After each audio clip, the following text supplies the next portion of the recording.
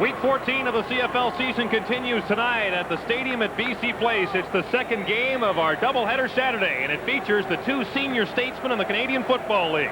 Wally Buono's had his job in Calgary since January of 1990. Bob Obilovich since September of that year. They're the only two men currently coaching in the CFL who are coaching their present teams in 1990. And a study in contrast, Gord, when you look at these two coaches, Bob Obilovich said it's been a very frustrating year for him. He's had injuries. There's been the uncertainty about the franchise. And, of course, Wally Buono says coming into this game, everybody expects us to win, so we have some pressure on us. Lou Pasaglia's kickoff is taken by Derek Crawford at the 23-yard line. And Crawford takes it across the 40 before he is brought down on the play by Ryan Hansen. A 53-yard kickoff, a return of 19 yards.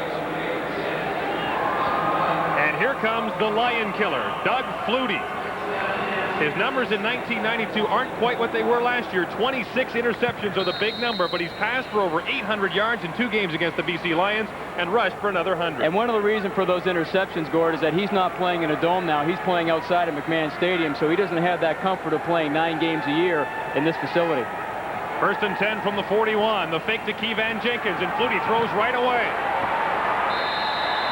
It's complete to Derek Crawford, and that should be a Calgary first down.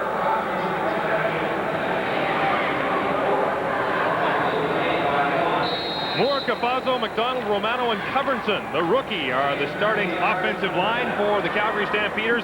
Maybe the best receiving core in the country. With Crawford, Sapunjas, Pitts, and Bland, Doug Flutie has Keevan Jenkins and Andy McVeigh in the backfield with him. The gain was 13 for Crawford. First down from the 54. Here's Andy McVeigh, and the big fullback gets across midfield and into Lions territory at about the 53-yard line, a gain of 3. And, Gord, a real study in contrast as well when you look at these defenses.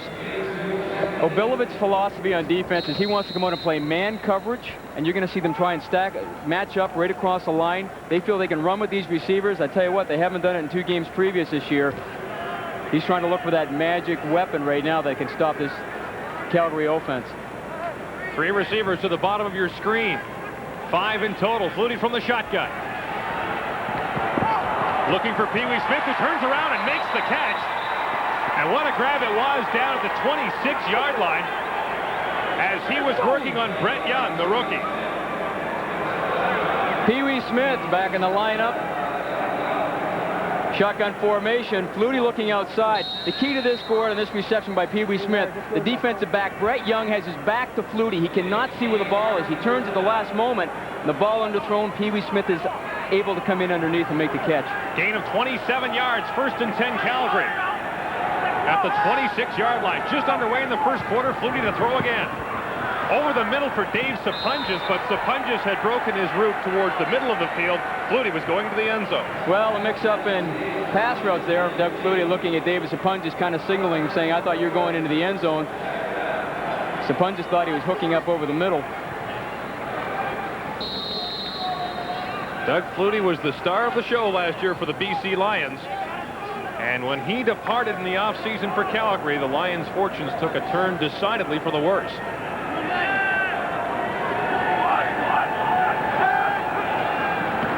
On 2nd and 10. Flutie to the sidelines, complete to Alan Pitts, but short of the first down at the 18-yard line. An unusual mistake by Pitts, who didn't have first down yardage, Jimmy. Yeah, that's unusual for him. He's a very experienced receiver.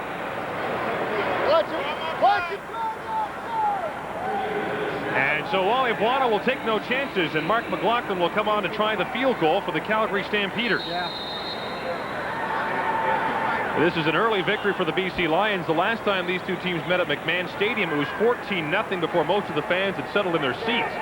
This attempt will come from the 25-yard line.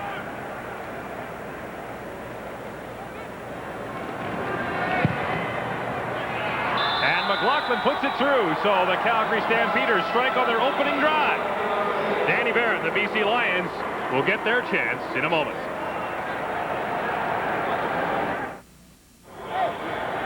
The CFL's leading rusher is set to go to work. John Volpe, in his second season, is the CFL's leading rusher, coming off last year when he was the CFL's outstanding rookie.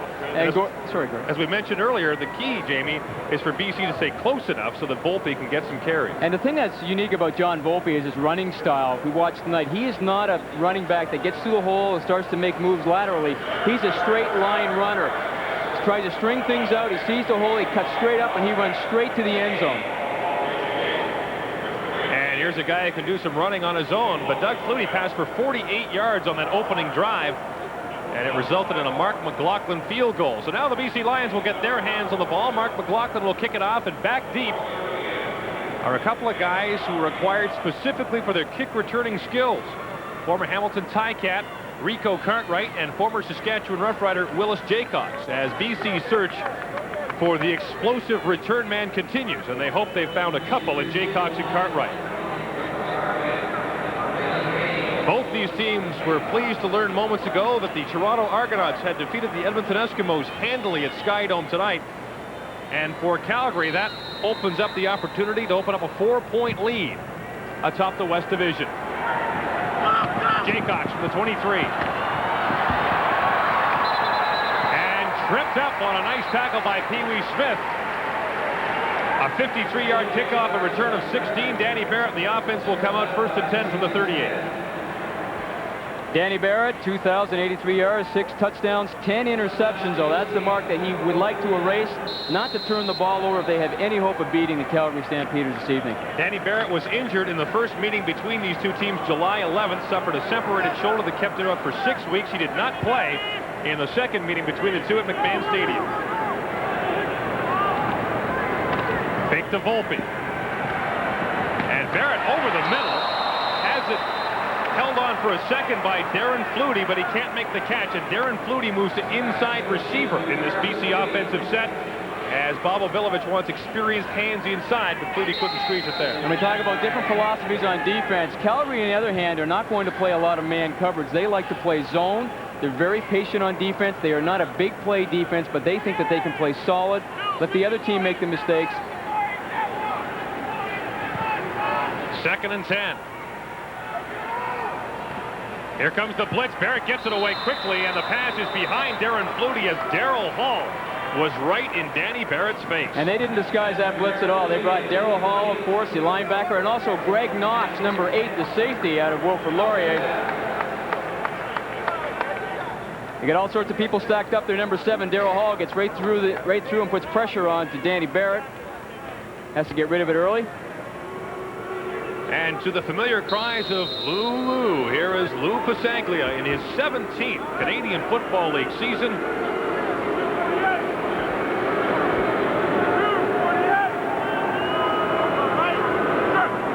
Crawford and Smith are back deep to receive. Pasaglia's kick is a low driving punt taken by Pee Wee Smith. The flag is down as Smith gets across the 40. A 36-yard punt, a return of 7, and we will wait to see what the flag is, but it is likely no yards against BC. Ken Lazarek from Winnipeg is the head referee tonight, and it is no yards against the Lions.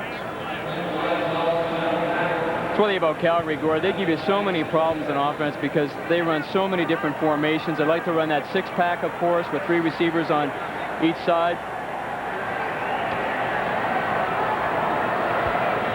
No yards, BC number 16.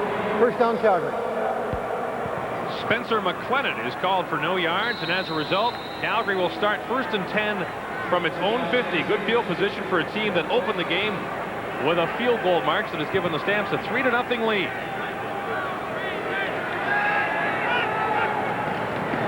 First carry of the game for Keevan Jenkins.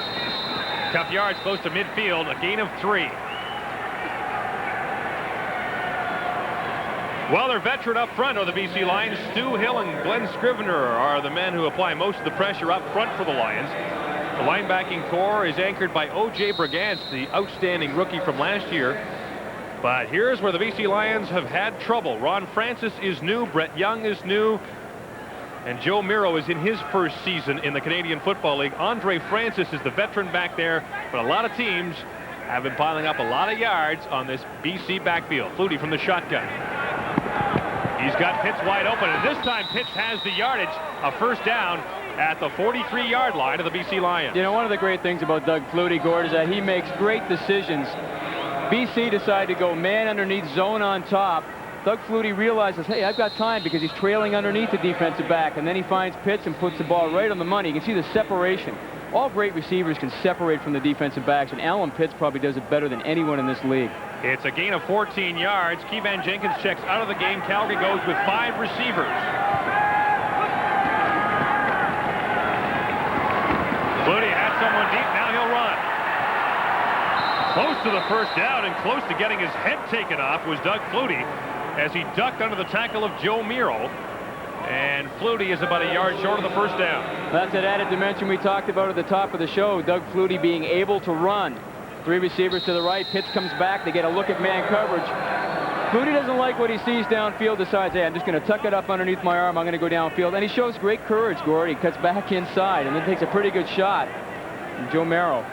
Gain of 8, 2nd and 2. Jenkins should have the first down. The ball came loose for a moment, but it'll be a Calgary first down as Keevan Jenkins draws back into the lineup. Eric Mitchell had been carrying the mail for the Calgary Stampeders, but the veteran Jenkins draws back in. And Jenkins gives the added threat of being a receiver out of the backfield. He's caught 24 passes this year for a couple of touchdowns. In fact, his longest reception of the year was a 45-yard pass and run touchdown. His longest run was 44 yards. It is indeed a first down for the Calgary Stampeders, who have owned the ball here in the first quarter. And they have a first down at the BC 33-yard line.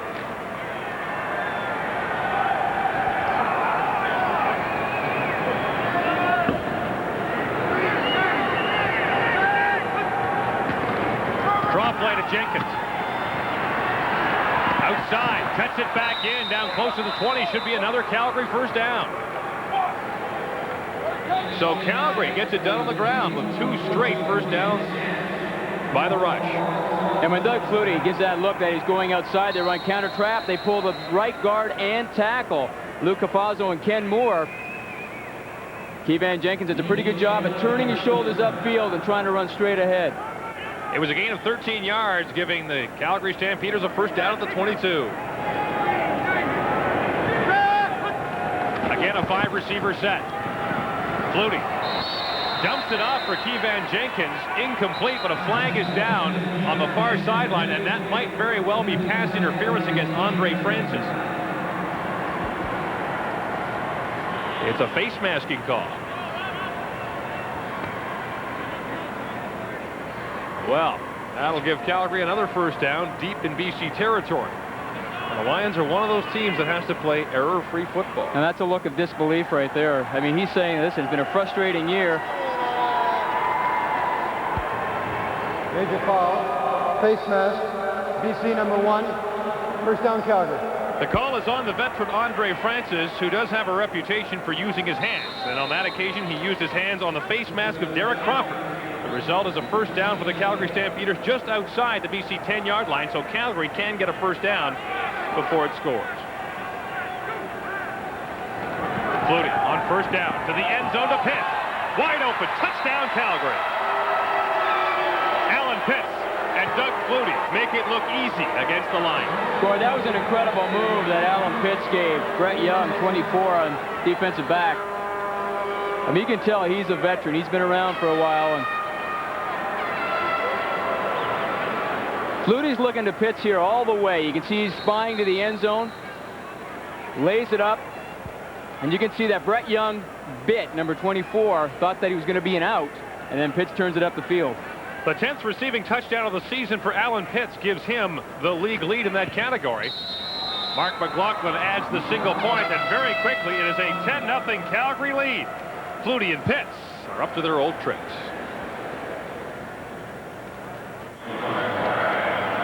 Over 1,000 yards receiving already this season, and now Alan Pitts has his 10th touchdown of the year. And he's showing the kind of veteran he is, because when Flutie gets back here, he's looking at Pitts the whole way. Pitts just gives a little move on Brett Young, and then he goes deep, and Flutie finds him. You can see how he beat him by about 5 yards. And Bob Obelovich has talked about it all season long. He needs good play from the rookies in the secondary. And Doug Flutie has gone to work on them right away, as he has in the past couple of meetings with the BC Lions. The touchdown by Pitts makes it a 10-0 lead for the Calgary Stampeders. And Jamie, we talked about it in the opening that BC wants to give the ball to John Volpe, but now you're down 10. How do you do it? Well, it's tough to do it right now, but it's really early in the football game. You don't go away from your game plan yet, but they have to get something established here because it has been all Calgary so far. Willis Jaycox takes the kickoff at the 20. Jaycox is belted on the spot by Will Johnson. And the big Dallas policeman just busted Willis Jaycox. An incredible hit. A 54-yard kickoff, a return of 11 yards. Marvin Pulp brings everything with him right here. Boom. I mean, he just rips right through Willis Jaycox. Not hard to tell who won that battle. 1st and 10 for the BC Lions at the 31-yard line. Draw play, Volpe. Flag is down, and Volpe has nowhere to go as Alondra Johnson jumped in and made the tackle. And we saw Calgary run that earlier, that little counter gap or counter trap, and then BC come out with that with Volpe. They pulled Jamie Terrace, number 60, and he gets called for holding Matt Finlay. Outside linebacker for Calgary is Alondra Johnson looking at the sidelines. The former BC Lion, and the knock on Alondra Johnson is that he is too small to play middle linebacker in the Canadian Football League. Holding, BC number 60, first down repeated. And a lot of observers in the league felt that Edmonton exploited a weakness in this Calgary defense on Labor Day when the Eskimos ran right at Alondra Johnson and Darryl Hall, the two smaller linebackers. But really, Wally Buono feels his run defense is a lot better. Well, first of all, if 5'11", 230 pounds is small, then I want to know what's big. Barrett to throw. On the run. Complete to Darren Flutie, and Flutie has the first down.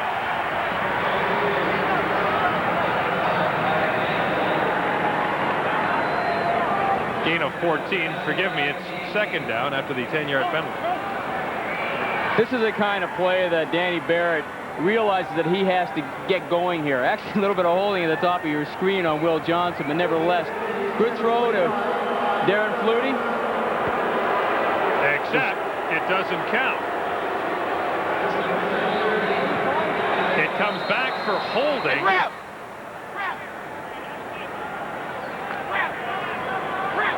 And Bob Obelovich can scarcely believe his luck. It's now 1st and a bundle from the 11.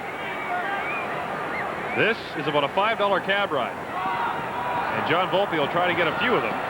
Volpe does. Sreko Zizakovic there to make the tackle.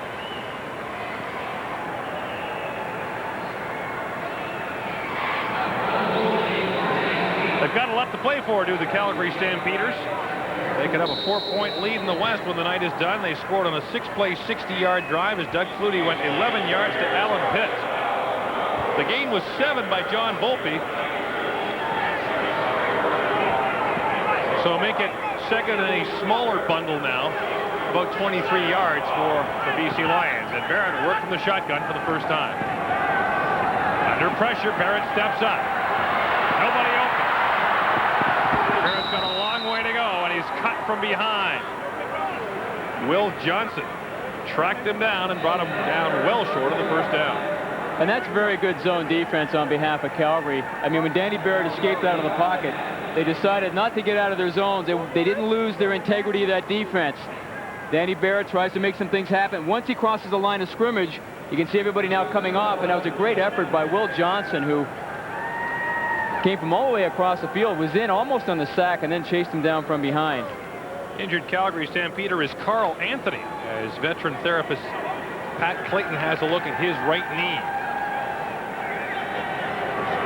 And really, when you talk about successful teams, you quite often talk about how few injuries they have. Last year, you look at the Calgary Stampeders, their first game here, first series almost, Derek Crawford breaks his ankle and is out for the season. But this year, Calgary has remained, for the most part, injury-free. Well, that's a big key. You have to keep your best people healthy or you really have no chance. And Bob Obilovich is finding that out this year as well. Bob Obilovich has had to make a lot of personnel changes, but so many of them have been forced by injury. And Wally Buono, on the other hand, has had the luxury of making almost no changes. Most CFL teams give you a list of players who are not in the team directory. Well, everybody who's dressed for Calgary tonight is in the directory and was there from the start of the year. It's a luxury few CFL teams have. Brussac going to punt for the second time.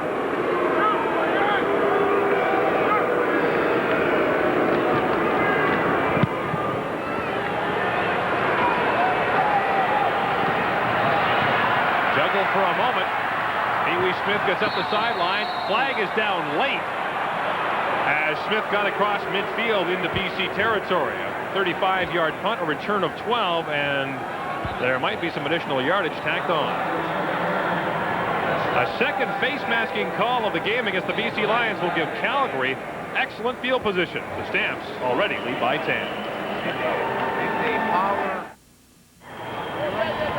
Calgary's out of the gate quickly. The Stamps lead the BC Lions 10-0 here in the first quarter, and this should come as no surprise. Calgary leads the league in points, yards a game, and Calgary's next touchdown will tie it with Edmondson for the league lead in that department. Doug Flutie brings a lot to this Calgary offense. Explosiveness is the big part. And you know, that's a case, Gord, where stats do not lie. They are telling the tale of Calgary's season so far.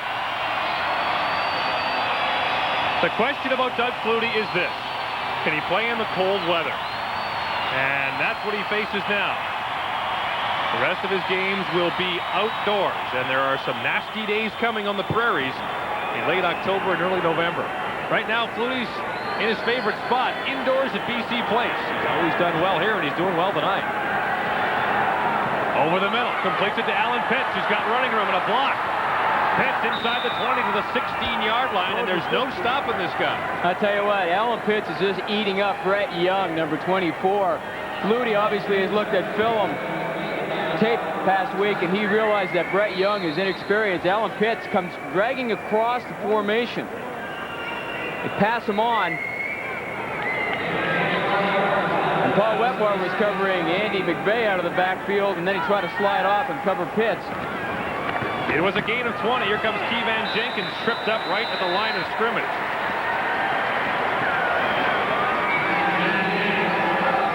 Brought down by Lee Johnson. Well, Lee Johnson, when he sees the center go across, he realizes, I'm going to come down because they're trying to run trap inside, and he disrupts it immediately.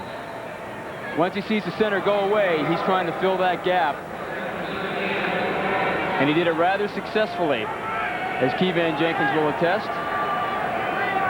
It was a loss of 3 yards, make it 2nd and 13. Early movement, flags are down.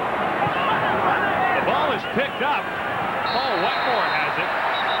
And BC is indicating that it has the ball. Flags were down before the play, and I think Doug Flutie thought that the ball had been blown dead.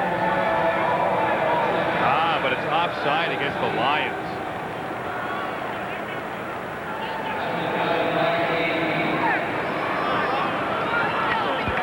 Offside, BC number 72, second notice.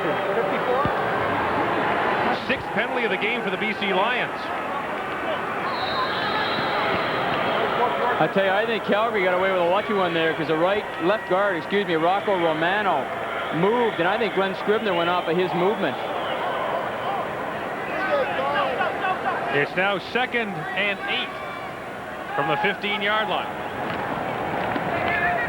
Flutie to the end zone. Open is Stampeders and knocked away at the last second on a strong defensive play by Brett Young.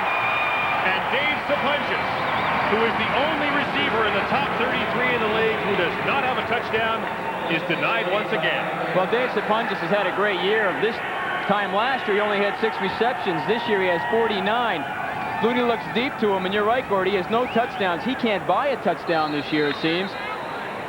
Pretty good play by Andre Francis to come over and knock the ball away. And his teammates are giving him a rough ride. We rode with them on the bus the other day, and they're teasing him about 1,000, but the extra 0 for touchdowns. McLaughlin from 23 yards.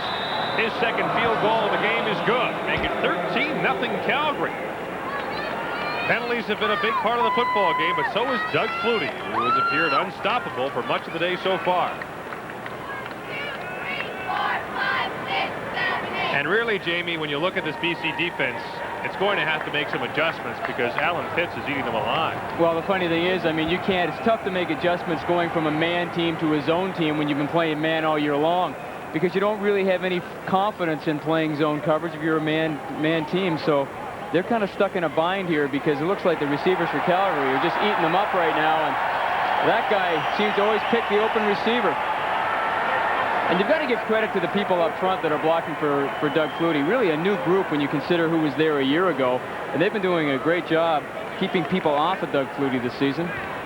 3.5 minutes to play here in the first quarter, and the Vancouver Canucks have outscored the Lions. Canucks have 5 goals. The Lions still looking for their first points tonight. Kickoff is short, taken by Rico Cartwright at the 27. Cartwright trying to get some running room, but doesn't have far to go, and he's brought down on another good special teams play by Marvin Pope.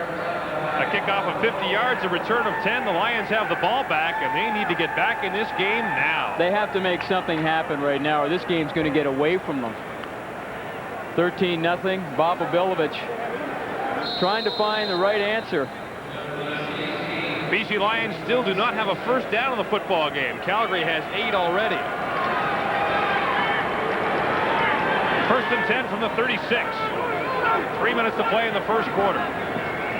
John Volpe, straight upfield, runs right into Alondra Johnson, who rides him down at the 39-yard line. Up front, one of the biggest offensive lines in the CFL, anchored by Steve Rhoda-Hutzkers and Jimmy Mills. Twin towers up front on the tackles. Alexander, Clark, Flutie, and Jaycox are in the game. Darren Flutie starts at slot. Sean Millington from Simon Fraser University gets the start at fullback, along with John Volpe, and Danny Barrett directs the traffic. The man under pressure when Doug Flutie left town. Even forward, 2nd and 6. Barrett to throw, complete to Darren Flutie, close to the first down, before he is brought down on the play by Ken Watson. And that's great awareness by Darren Flutie to realize how far he had to get for the first down. He didn't work back to the ball. We said Calgary likes to play zone. Flutie goes down, just shoves up, and he comes back and he waits. And then he tries to knife it upfield so he doesn't lose the first down. First down of the football game for the BC Lions. And they're at their own 47. Under 2 to play now in the first quarter. John Volpe, straight upfield again, and nice through the hole across the 50 to the 54. Now this is the kind of drive that BC want to establish, where they keep the ball away from Doug Flutie, of course, in Calgary. They want to run the ball. They want to mix it with throwing. They're starting to throw on first down. They're starting to run the ball now on first down as well. You know, we haven't seen yet is the big man, Ray Alexander. He really made a difference to this football team when he came back, but Danny Barrett has yet to look his way. He's at the bottom of your screen. 2nd and 4. Barrett, speak of the devil, Ray Alexander. And he should have the first down. You can't ignore a man like Ray Alexander. Now Ray Alexander, a big receiver, 6'4", playing wide receiver outside. The thing is, with a guy that big, he closes on you so quickly as a defensive back, so you really back off from him. Carl Anthony comes up, makes the tackle. You know, that might be a factor later on, Gord. You've got Ray Alexander, 6'4", and Carl Anthony only 5 feet 9 inches tall. Those are the kind of matches that you want to have as a quarterback. Another first down inside Calgary territory at the 52. Sean Millington, the big man. And Millington mowed down Ken Watson, sticking his head down and getting about 8. Sean Millington has primarily been a special teams player, and Bob Obilovich says his best special teams player. This is why he likes his tenacity. Watch how he just basically stumbles into him, but boy, did he bring everything with him. A former first-round pick of the Edmonton Eskimos out of Simon Fraser University. The Eskimos released Millington when they simply felt he wasn't motivated to play the game. Bob Obilovich felt that maybe some home cooking would help Millington. He's back in his hometown. He's 6'2", 222, and he's just 24 years old, and he could be a major force for a long, long time. Ken Watson is the injured player, I believe. Millington really put his head down and ran over Watson. Hand enough, he just tries to find it. Pretty good reach block by the tackle. And then he turns it upfield. Now he just gets tripped up there by Darryl Hall. Stumbles in and... Yeah, Watson got the worst of that end. Woof. You know, that looks to me like a shoulder of some sort, Gord. He really took the brunt of that draw. And he got some help getting to the collision from Darren Flutie, who gave a little push in the back, and I'm sure that's the last thing he wanted. It was a gain of 8. It is now 2nd and 2. BC is in Calgary territory for the first time tonight. Millington again. Stutter steps. He's got the first down and a bunch more. Look at him fight his way down to the 32-yard line. And Sean Millington may be having his coming out party tonight. Well, Bob O'Billovich said he was his best special teams player. Now he's showing that he can also run with the football and have an impact on his offense. They run the same thing. They try and reach block. You can see Mills gets outside and cuts off Will Johnson, in the corner. And the key thing with Sean Millington, Gord, is that he keeps his feet moving all the time. He doesn't stop on the initial contact. He hits, keeps his feet moving, and rotates, spins. Gain of 11, first down BC at the 32. Barrett from the shotgun. Looking deep for Darren Flutie. He was open, but the pass is too far. And that's the end of the first quarter. It's been all Calgary so far, but BC is threatening. The Lions trail 13-0 at the stadium at BC Place. All Calgary so far, 8 first downs to 3, 119 net yards to 55, and another key area has been penalties. BC has been flagged 8 times in the football game.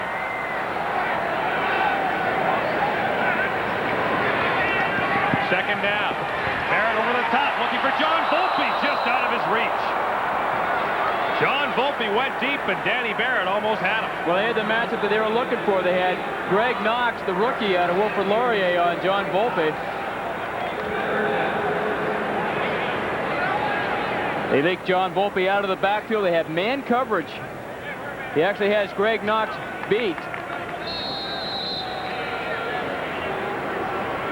Carl Anthony looks like he's slowed up a little bit. Looks like he might have pulled a muscle of some sort. And I think the Lions might have seen that because they've been picking on him, and Anthony is clearly not at 100%. A 39-yard field goal attempt from Lou Pasaglia. Good. Lions are on the board. 14:28 to play in the second quarter, and BC has lit it up with 3 anyway, and now the Lions trail by 10.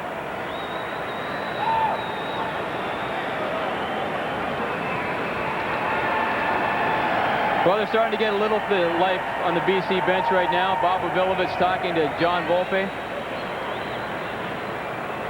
And we talked about, Gord, earlier how injuries can play such an important part. And I mean, you're looking at Carl Anthony limping around there playing corner. Especially he plays the right side. And that seems to be where most teams like to try and throw the ball.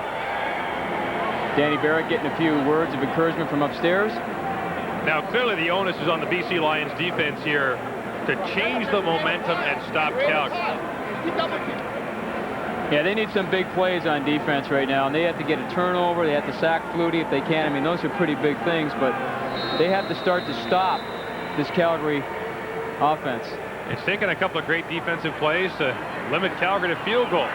Here's the stealth. Derek Crawford from the 15. Crawford on the move across the 35 to the 37. Derek Crawford hasn't been quite the same since he suffered a dislocation fracture in this stadium early last season. And Wally Buono's been telling us all year long that it's just a matter of confidence for Crawford. And once he's fully in the lineup, Doug Flutie will start looking to him. As you look at Carl Anthony, and he's got an ice bag on the right knee. And don't forget, Ken Watson was run over earlier. So all of a sudden there are injury problems in that Calgary secondary. First and 10 for the Stampeders from the 37. Andy McVeigh, the big fullback, gets outside, puts his head down. And he ran right over Donovan Wright. Boy, we've seen the backs dishing out some hits today, James. Well, Gord, it's better to be the hitter than the hittee, and Andy McVeigh feels that, hey, I better dish out the punishment than take it. Big fullback, 6'1", 218 out of the University of Toronto. You realize there's not much outside, so he just lowers his shoulder. Realizing that he is not the speed back, he's not going to outrun too many people, so he better just put his shoulder down and go straight ahead. Gain of 4, 2nd and 6. Flutie was looking for Derek Crawford, but he had slipped. Now Flutie goes to Alan Pitts all by himself. Pitts gets a block to the 20 and finally pushed out of bounds by Joe Merrill. But Alan Pitts was standing all by himself in that BC secondary. Alan Pitts lines up on the left side of the field and runs all the way across. Now you can see they start passing him on. Defensive back, but there's a big hole in the middle because they're playing too deep zone. Alan Pitts finds the hole, but Flutie does a nice job of finding the open receiver. He gets a pretty good block, too, by Pee Wee Smith. A 53-yard gain for Alan Pitts. 1st and 10 at the 16-yard line. Flutie again. Gets it out there to Pee Wee Smith, who dances his way up the sideline. Touchdown, Calgary. They're unstoppable. At least as far as the BC Lions are concerned.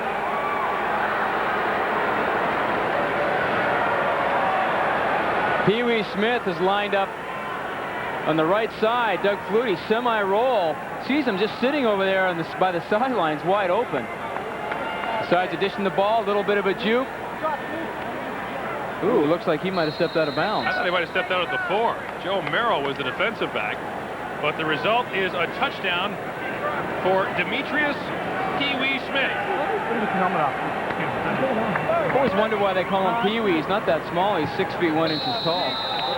That was his 5th receiving touchdown of the season. The convert is good, and hey, so are the Calgary Stampeders.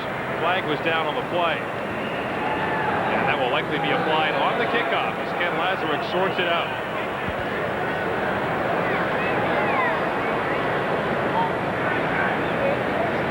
Pointing at the defensive co-captain Stuart Hill, the CFL veteran.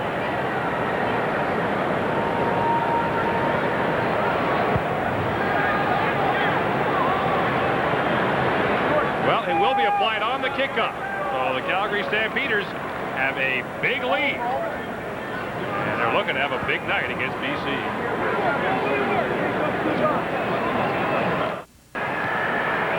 Noted mostly as a kick return specialist, Pee Wee Smith catches the touchdown pass. Tiptoes neatly up the sideline.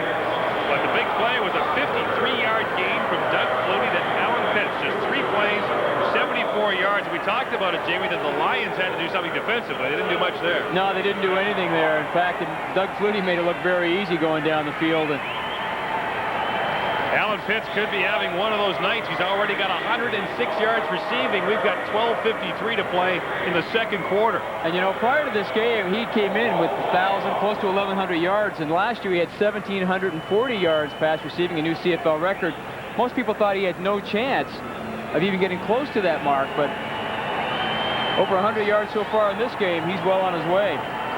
Well, the good news, if there is some for the Lions, is that they'll get good field position here. The Stampeders have been pushed back to their own 25-yard line for this kickoff.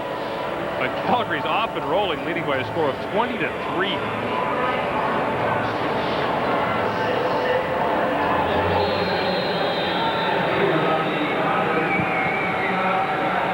McLaughlin's kickoff, taken by Willis Jaycox to the 27. And Jaycox, the former Saskatchewan Rough Rider, still going, finally dragged down as Errol Tucker and Junior Thurman got in to make the stop. A 57-yard kickoff, a return of 21 the hard way for Willis Jaycox.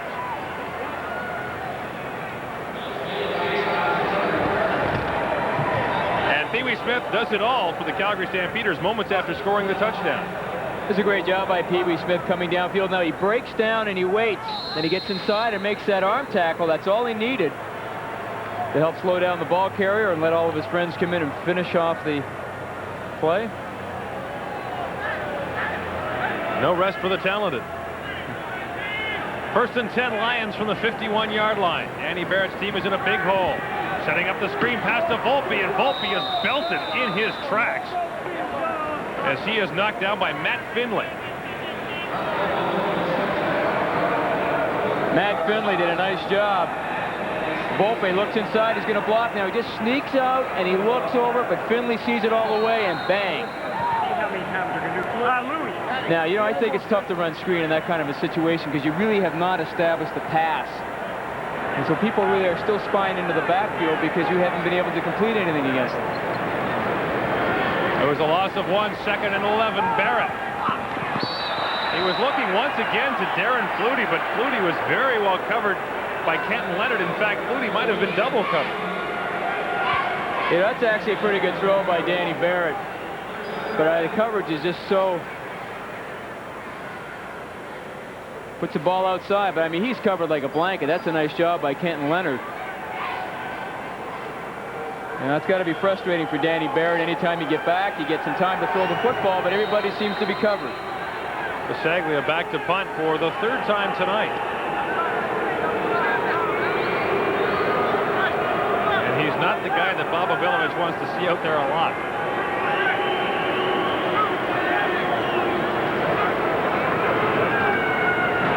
Calgary setting up the return. Bisaglia angling it out of bounds. And that's where it goes. No chance for Pee Wee Smith to return it.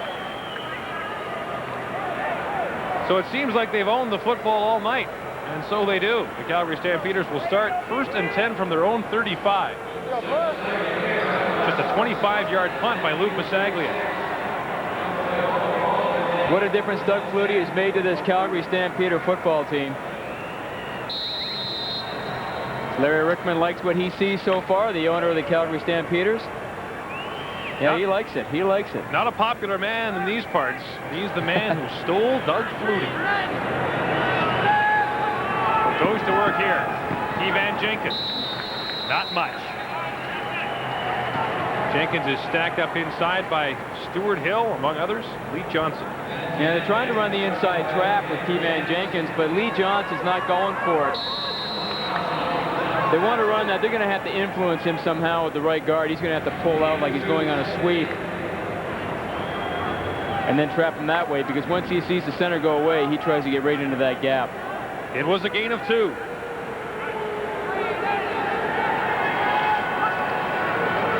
Flutie from the shotgun. Lots of time. Over the middle looking for Sapunjas. And Sapunjas was very well covered there by Tracy Gravelin. And the pass was too far.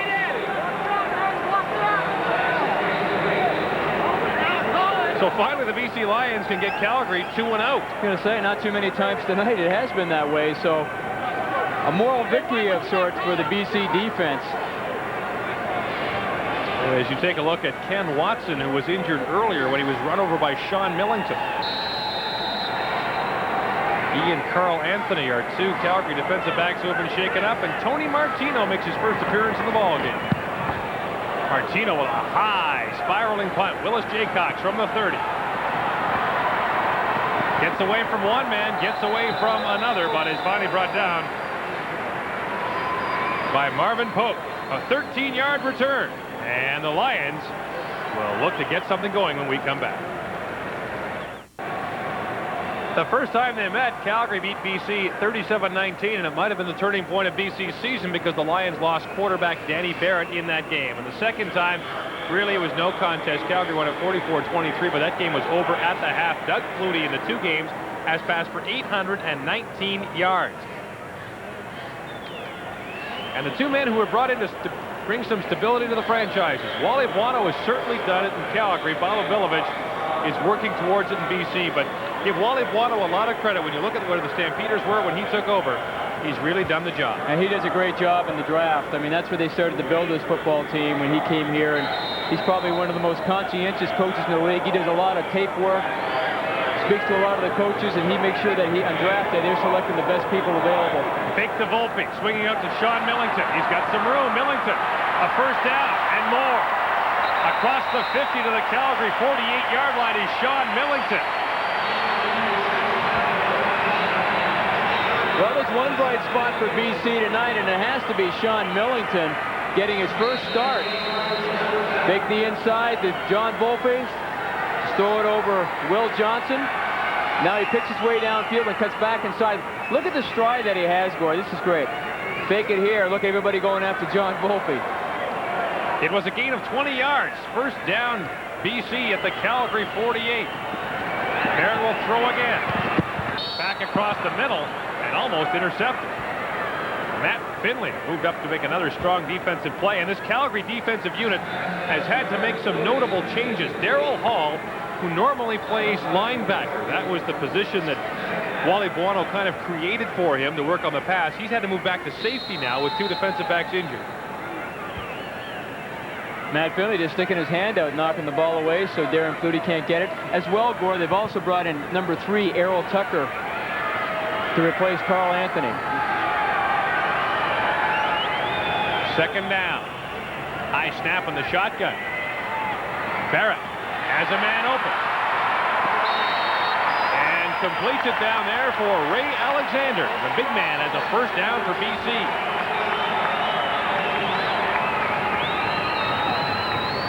Nice job by the BC offense to the right. They take a receiver deep, and then they take Alexander out underneath, and you can see the influence that it had on Errol Tucker. It was a gain of 16 yards. First and 10 BC at the Calgary 33-yard line. And suddenly the defensive backfield problems belong to Calgary. Here's Millington bouncing outside, looking to head upfield, but he's tripped up neatly on a strong defensive play by Errol Tucker, and it's a gain of just 2. Well, it's been a tough year for Bob Obilovich, Jamie, and I guess if you want to look on the upside for him, he really feels that a lot of these young guys will play well for him down the road. He's got the guys, but they just don't have the kind of experience that he wants. No, that's a question. I think they've really had a lot of problems in their defensive secondary this year. They've been making changes. And, you know, it's tough because you have to play as a unit back there in your defense. And, of course, on offense as well. You have to have those consistent people there each and every week. Second and 8. Barrett to Flutie, complete. Darren Flutie has another BC first down. And all of a sudden, there's a Flutie excelling in a Lions uniform. And you know, Gord, when you play in zone defense, it sounds actually quite simple, but all Flutie goes down, he just looks and finds that hole and turns around, and Danny Barrett finds him. One thing when you're running against zone defense, you don't want to run through zones, you want to stop in the middle of them. BC trails by 17 with 7:15 to play in the second quarter. It's a first down at the 15, and here comes John Volpe. Volpe stacked up as he tries to get down to the 10-yard line. See how they try to get the ball to Volpe deep in the backfield. They want him to have as much time before he gets to the line of scrimmage so he can read where the blocks are. See how far back Danny Barrett gives him the ball? That allows him now to get his shoulder square to the line of scrimmage, and he can start to see where the holes are. Harold Hasselback and Stu Laird combined to make the tackle on the little guy from Stanford, who was a teammate of touchdown Tommy Vardell, who was a first-round draft pick in the NFL last season. The game was forward, 2nd and 6. And Volpe is the lone setback for BC. Barrett to the end zone. Ray Alexander. Touchdown, BC. Ray Alexander. And this time it's the Lions who make it look easy.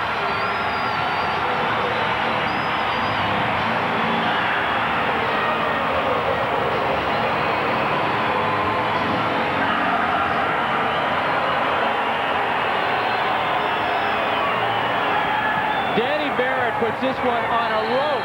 Pretty good coverage by Junior Thurman. But you can see Ray Alexander making the catch in his hands.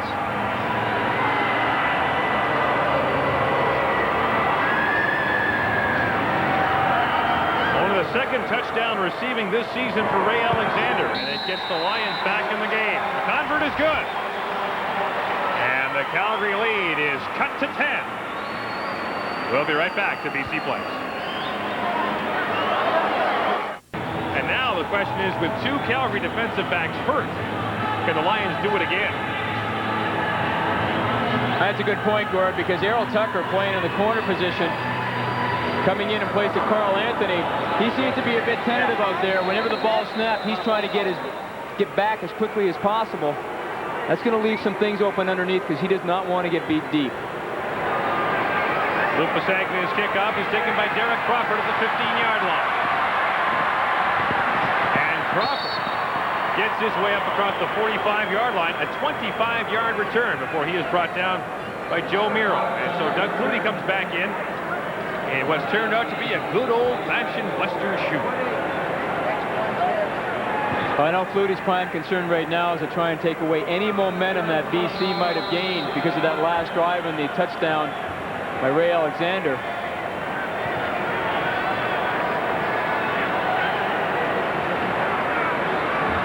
And for the first time tonight, we see the six-pack. 4 receivers to one side of the field. Flutie dumping it off for Dave Sapunjas. Sapunjas is off and running. David Sapunjas all the way down to the 25-yard line. He found a little hole, and he got a huge gain. Well, Gordon, they did show them that six-pack, and then they went over to a quad formation where they brought another receiver over to the right side, taking everybody deep. David Sapunjas playing in that slot position just comes underneath. Gets a pretty good block there as well by Ken Moore, and now it's off to the races. A 45-yard gain for David Sapunjas, and now the question. Can he get in the end zone tonight?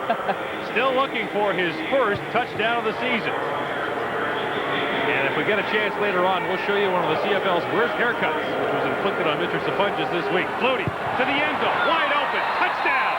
Carl Bland, and there was nobody near him. Doug Flutie makes it look very, very easy.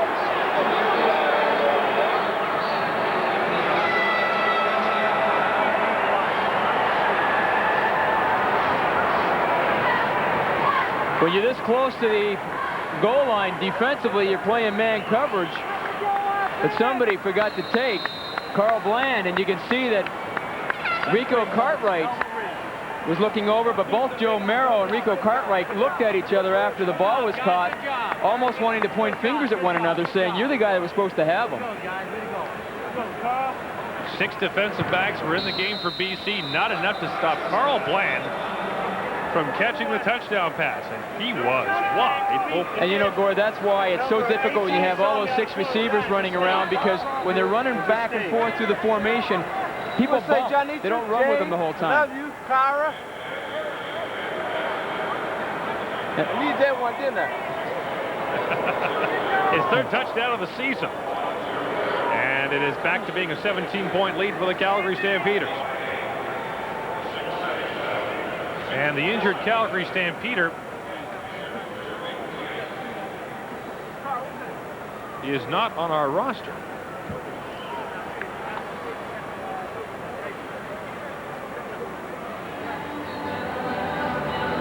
Pat Clayton and the company taking a look at it. We don't have a number 38 on the Calgary depth chart. We'll take a look and see who it is in just a moment. Well, it's coming down to crunch time in the Canadian Football League, and the races are getting ever closer. In the Eastern Division, don't count out the Argos just yet. Their big win over the Edmonton Eskimos tonight. All of a sudden, the Winnipeg Blue Bombers can hear footsteps. Hamilton's hanging on to top spot, but that's going to be a great race right down to the stretch. And the Argos look like the Grey Cup champions of last season tonight. In the Western Division, Calgary has a chance to really open it up over Edmonton. Interestingly enough, when you talk about BC chasing for a playoff spot, you'd look at them trying to catch Saskatchewan. But BC has 2 games left with Edmonton. And if they could win both those, they'd have the edge in the season series. And as a result, if they finish tied, they'd get in. But really, the chances for BC are very, very slim.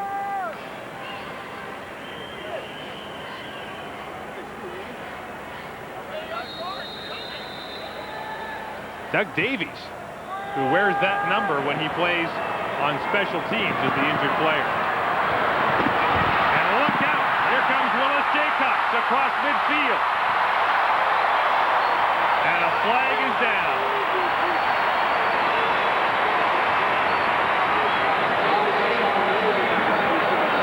A great return that brought the crowd to its feet. But it looks like they're going to bring it back. Willis Jaycox, when he was with the Saskatchewan Roughriders, was known as a great return man, and now he's showing what he can do here. He has great speed, a nice move. It's all coming back because of a holding penalty. Holding, BC, number 59, first down. Carl Coulter is called for holding. Penalties have been killing the BC Lions so far this evening. And just when they look like they had some momentum, Doug Flutie takes it right away from them again.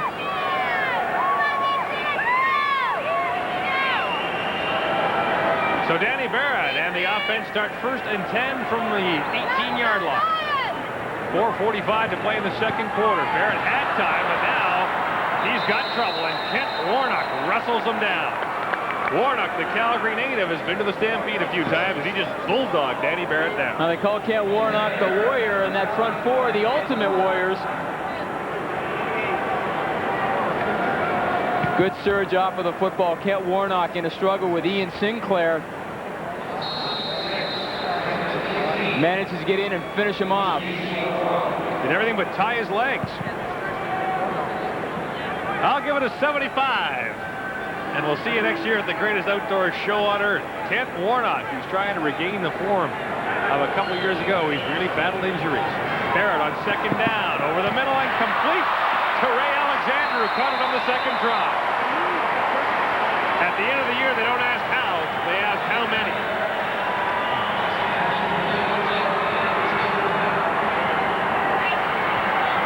Danny Barrett in the gun. Looking downfield into that zone, and then who comes across? Ray Alexander. See how that ball was thrown? It was thrown actually before Alexander got in front of or behind Alondra Johnson. So Johnson gets frozen when the ball is being cocked and ready to throw. Gain of 22 yards. And not much there. John Volpe. Danny Barrett really has to feel it, Jamie, and I know he downplays it whenever BC plays Calgary, but in effect, he was traded for Doug Flutie. Yeah. I know the crowd was on him early, and Danny must feel it a lot more when they play against Calgary, that he personally has to have a good game. The gain was won. It is 2nd and 9 from the 35. Barrett deep for Alexander in double coverage, and the pass is knocked away. Nice play by Earl Tucker. And that's why Earl Tucker was playing off, because he doesn't want to get beat deep. He doesn't mind giving up the underneath stuff, but he does not want to get beat deep. He and Kenton Leonard back playing zone. Ray Alexander trying to run the flag or the corner route, but Earl Tucker right there. Tucker drew into the game when Carl Anthony left with a slight knee injury, and Earl Tucker got the job done there. Calgary leads it 27-10. We're late in the second quarter at BC Place. Lou Pasaglia is back to punt with 2:40 to play in the second quarter.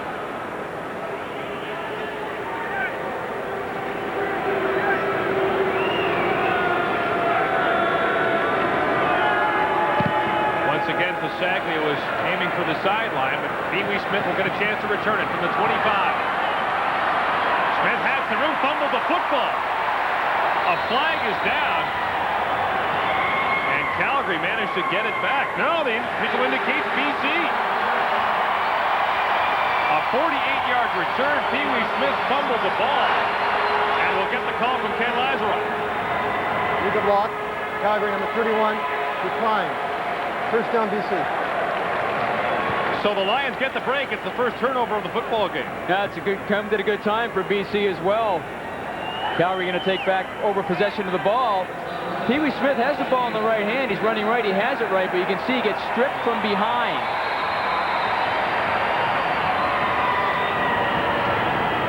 Mark Scott recovered the ball.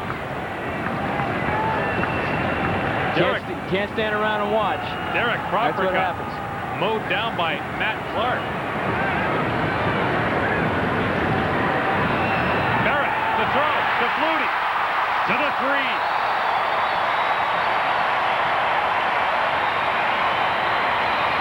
Darren Flutie's been the go-to guy today for Danny Barrett. You know, Danny Barrett has been right on so far in this game throwing the football. He's had to be, because the coverage is actually very solid. And Flutie does a great job here of going up and making sure that, hey, I'm going to cradle that ball in there in case I get hit. I'm not going to pop out as Greg Knox comes across from the safety position to make the tackle. A 26-yard gain for Darren Flutie. 1st and goal for the Lions from the 3. BC trails by 17 late in the second quarter. Barrett from the shotgun will try it himself. No going. Brought down on a great defensive play by Matt Finley.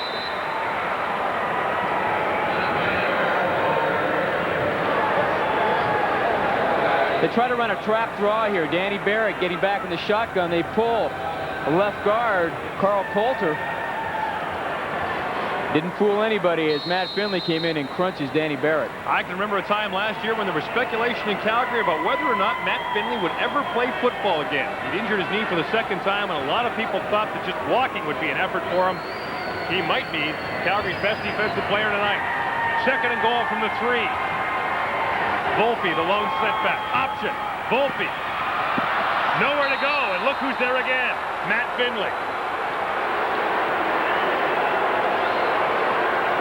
And now, they're not looing, they're booing. Well, BC have run the option before they get in this situation. Matt Finley, his responsibility is the pitch man.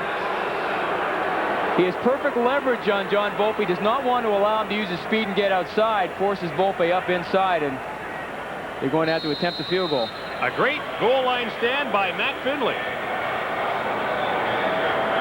And it'll be a field goal try, so we presume, from Bob Obilovich, who will take no chances here. 1:10 to play in the second quarter. And he'll try to pull his team within 14. It's a chip shot for Lou Pasaglia.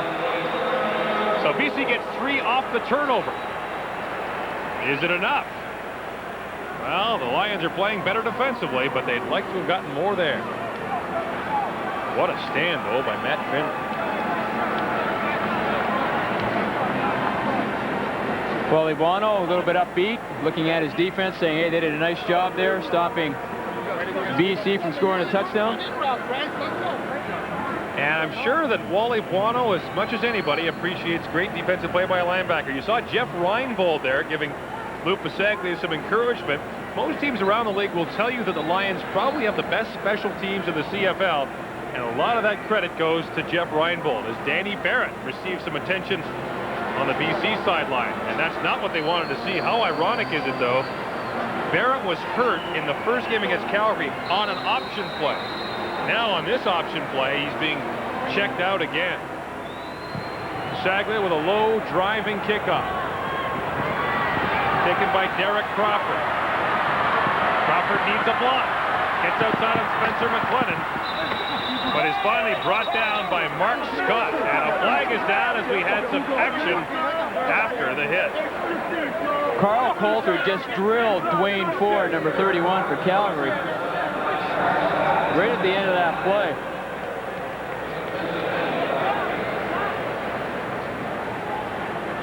A lot of finger pointing, but it's the opinion of Ken Lazaruk that matters the most. And you see in the top left of your screen, the whistle's blown. Coulter gets called for unnecessary roughness, and Calgary gets field position at the 54. And Calgary, except for that one series where it punted, has scored on every possession. Flutie gives it to Keevan Jenkins. Jenkins has some room outside. Fighting his way to the sidelines. He's got more room. One man to beat. And finally, he is tackled by Ron Francis, but not before he gets down to the 37-yard line. And the danger of playing man coverage all the way across, that your defensive back can't really help you in run support because they're busy man-on-man with the receivers. And Keevan Jenkins bounces it outside. It's up the sideline, and Ron Francis has to come in and make the tackle. Gain of 18 for Keevan Jenkins, the former BC Lion. And it gives Calgary a first down at the 38 with 46 seconds to play here in the second quarter. So the penalty on the punt return might very well have given Calgary the field position it needed to get some points here. On first down, Flutie works from the shotgun. He hits the outlet man, Keevan Jenkins, who has another first down, and he's out of bounds. So Jenkins stops the clock as he gets down to the 27.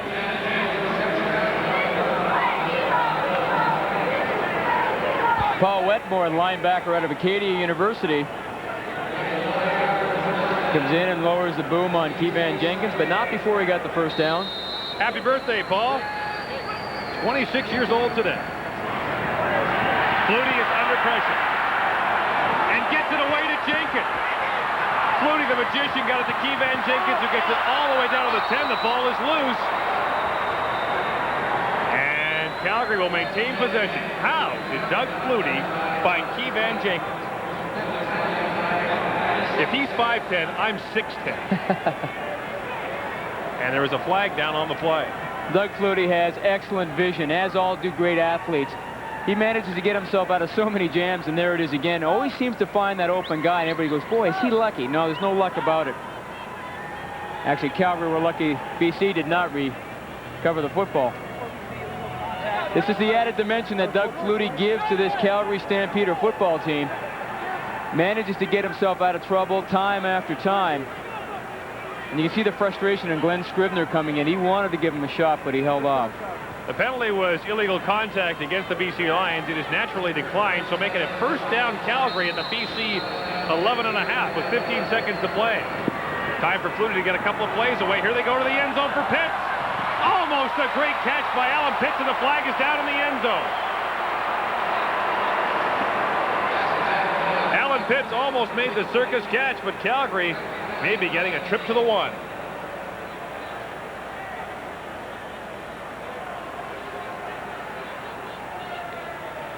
Alan Pitts against Brett Young. We've been talking about that matchup all night. Alan Pitts just turns away from him. Oh, I don't know, Gord. I think that was not pass interference as far as I'm concerned.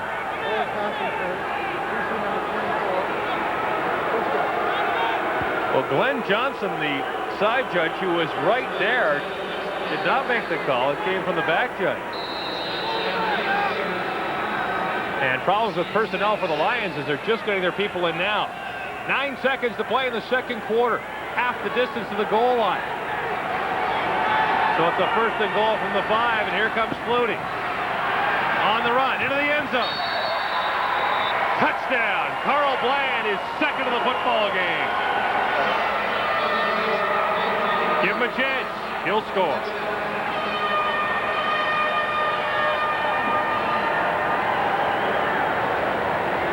Doug Flutie, for a second, looked like he was going to run with it. But, you know, Carl Bland runs down, and then all he does is turn around on the end zone, and he screens the defender, make sure that his body's between the ball and the defender, and comes up with a touchdown. That's almost impossible to cover. So Mark McLaughlin's been busy tonight, kicking converts.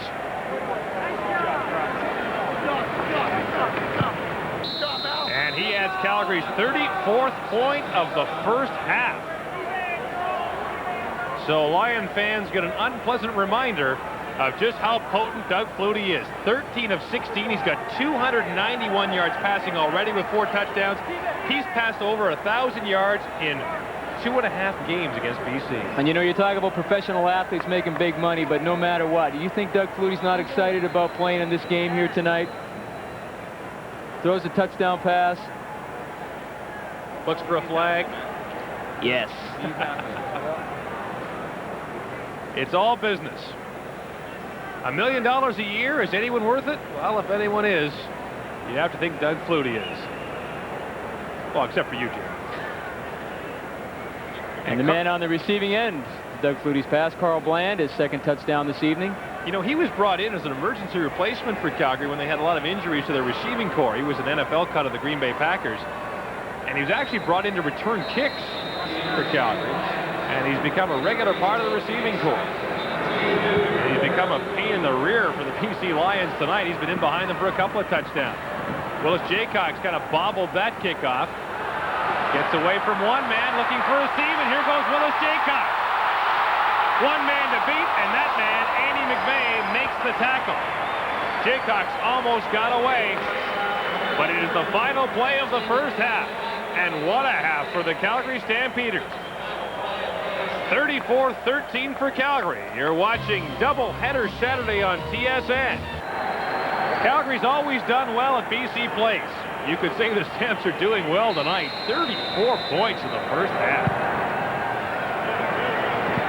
The second half kickoff is out of bounds as Willis Jaycox watches it roll up. And will roll out. First half statistics for you. Look at the numbers. 18-8 first downs for Calgary. 341 to 162 in net yards. One turnover by Calgary, or it could have been worse. And the time of possession is interesting. BC has the edge. In fact, BC had the ball for 10 minutes in the second quarter to Calgary's 5. Stamps were all over. But Calgary scored often and quick. And look at those passing yards. 291 yards for Doug Flutie in the first half. Legal kickoff. Calgary number 13, 5-yard penalty return.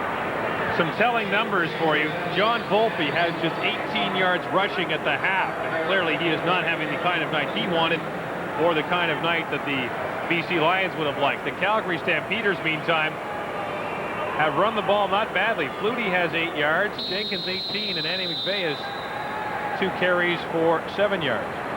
And Wally Bono, when he's ahead in a game, 21-4-1. So 21 victories, 4 losses, and 1 tie. Well, that almost rolled out of bounds again. Jaycox, who's had some good returns, had one of them called back, gets a few here before he is brought down by Marvin Pope. Well, we talked at the opening of the show about Doug Flutie against Danny Barrett. And they may not like the comparison, but it's certainly a comparison that a lot of people do make. They both threw 16 passes in the first half. Doug Flutie completed 13 of them, 4 touchdowns, and 291 yards, exactly half the total that he had in his most productive game, which was 582 yards. And we have a change at quarterback for the BC Lions. Tony Kimbrough is in, and here comes John Volpe. Volpe's biggest run of the night across midfield, and a whole bunch more finally brought down at the 50-yard line by Greg Knox. So Obi goes to the bullpen. Why, Jamie? BC Lions, they love that counter trap with John Volpe. He has such great speed. They want to try and get him the ball off tackle. Want to have all the motion going one way. And then they bring it back to Volpe inside. So I think BC have come out here now saying, hey, let's not panic. Let's not get away from some things. We're behind. We still have to maintain our offense, run the football, and get back into this football game. Let's not panic yet. There's still lots of time in the second half. And John Volpe carries the ball for the second straight time. Now, you may be wondering, why is Danny Barrett out and Kimbrough in? Because Danny Barrett wasn't playing poorly, but we saw when he was running the option, and we saw when he was on the sidelines, the trainers were up underneath looking at his shoulder. So that tells me that he has some physical problem. He's unable to play, and they decided to put in Tony Kimbrough. Kimbrough has all the physical tools, but the Lions would like to see him more assertive in the huddle. On a 2nd and 3 situation, he pumps twice. Now will run, but he will not have the first down. A moment of indecisiveness by Tony Kimbrough likely cost him the first down.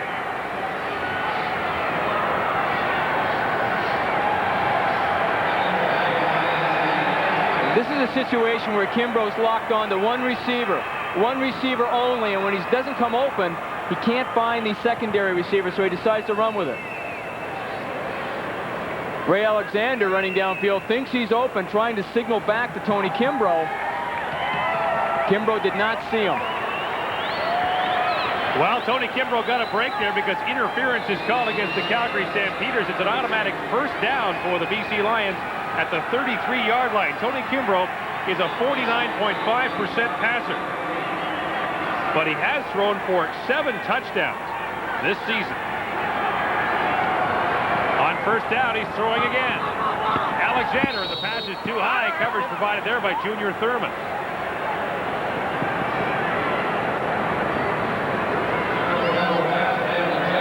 Ray Alexander, very good burst off the line of scrimmage, a good pattern, and he works back.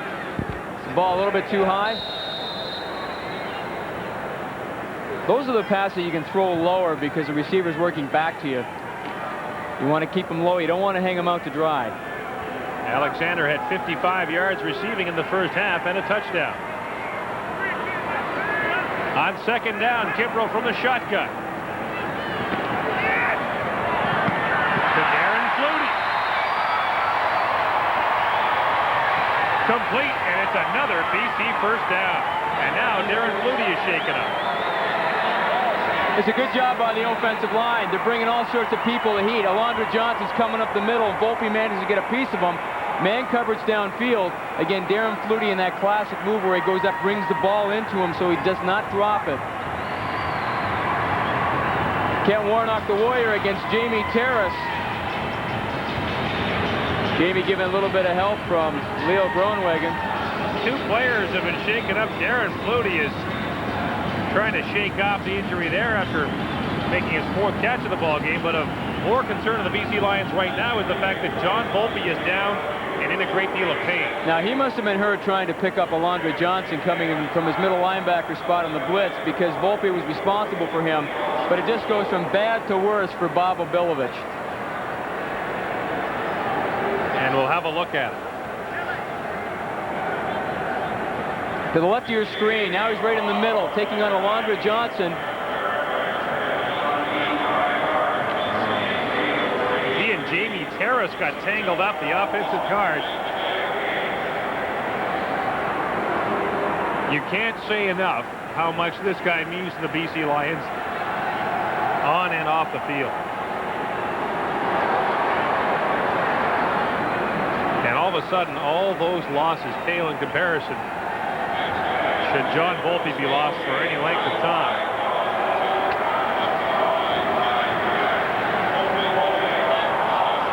Volpe is the CFL's leading rusher ahead of Reggie Barnes, and really Barnes and Volpe are the only 2 running backs who you would consider are the kind of guys who would get the ball 15 to 20 times a game and play a major role for their team. Mike Richardson from Winnipeg still has a few things to prove, but of the 6 top rushers in the CFL, 3 are quarterbacks.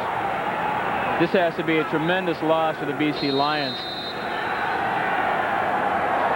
Bob Obilovich just turns away and shakes his head. It's a first down for the BC Lions. Ball is at the 17-yard line of the Calgary Stampeders. 12 and a half minutes to play here in the 3rd quarter. Here comes Sean Millington. Flags are down. Millington is down to the 7-yard line. And Gord, Lauren King checks in and replaces John Volpe. He was the 1st-round draft choice by the BC Lions out of the University of Toronto. And we'll see what the flag's all about. BC number 55, first down repeated. And the call goes against Ian Sinclair, the veteran center. So the good run by Millington is wiped out, and it'll be a 1st and 20. Ian Sinclair is trying to change the official's mind, saying he wasn't holding, but you can see with the left hand grabbing onto Kent Warnock's jersey. He cannot clench that fist. 11th penalty of the football game for the BC Lions. Kimbrough to throw, had a man open, but Darren Flutie got tied up with the defender on the play and fell. No flag is down, but Kenton Leonard and Darren Flutie contacted each other near the goal line.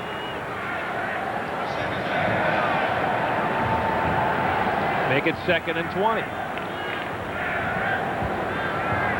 So Darren Flutie is quickly back into the football game.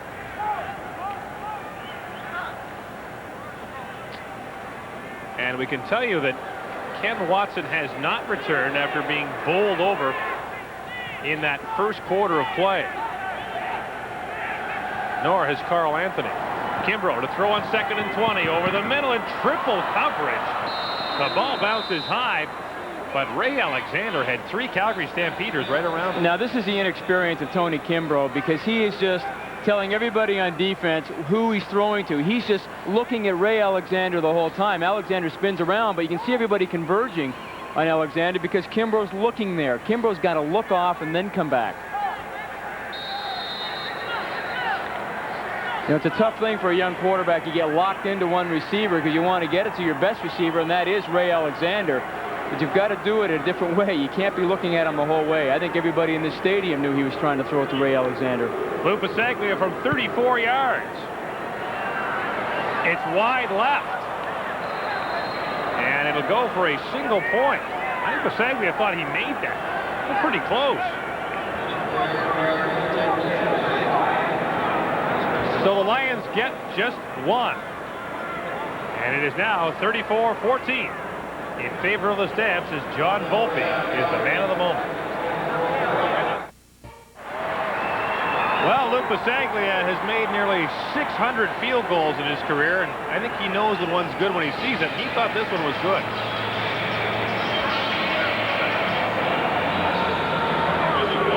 The officials are standing right underneath the post, and the official to the left saying no, it's wide. And Lou says, "You've got to be kidding me."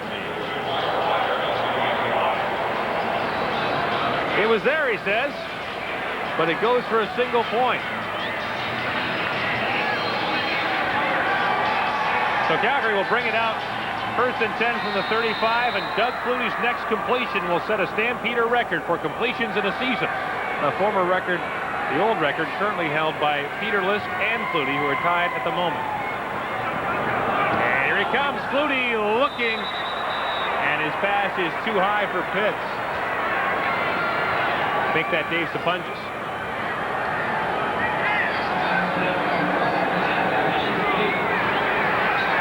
So Doug Flutie and Peter Lisk have both completed 303 passes in a season. Last week, Flutie broke Lisk's record for passing yards in a season, but Peter Lisk, a record set 25 years ago.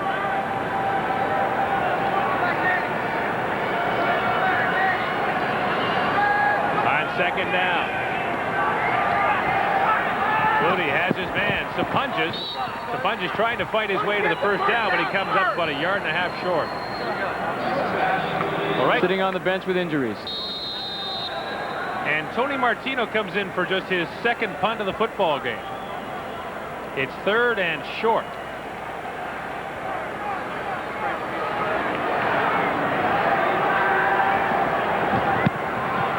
Martino with a low end-over-end punt that hits inside the 40, where it is taken by Willis Jaycox. Jaycox with some nifty moves and is brought down on the play by Frank Maroff. Stay tuned at the conclusion of tonight's game for the TSN Turning Point, brought to you by Apple Auto Glass. Danny Barrett has a 1st-degree separation of his right shoulder. John Volpe has strained knee ligaments. Highly unlikely either man would return tonight. Grim news for the Lions. They scrimmage at 1st and 10 from their own 37, and Sean Millington will now have to pick up the load for the Lions, along with the other running backs in that backfield, including Lauren King, who we saw there. Lauren King had a great career at the University of Toronto. All-star running back in the Ontario Conference. We're getting a much-needed history of Canadian university athletes in this game, Mr. Bone. It's long overdue. I haven't even started. I got a trivia question for you later. Tony Kimbrough over the top looking for Darren Flutie, complete! What a catch by Darren Flutie! Magic runs in the family, but there's a flag down.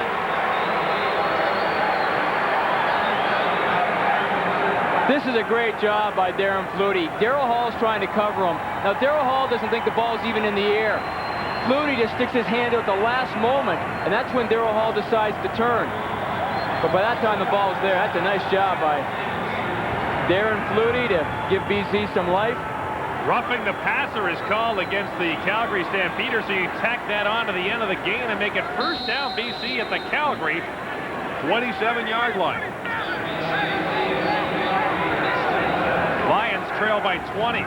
Drop play to Lauren King. And King is across the 20 to about the 18-yard line. The King of the Lions. I like it. There's a promotional campaign in that somewhere. Again, BC loved to run that counter trap. And this time it's Lauren King.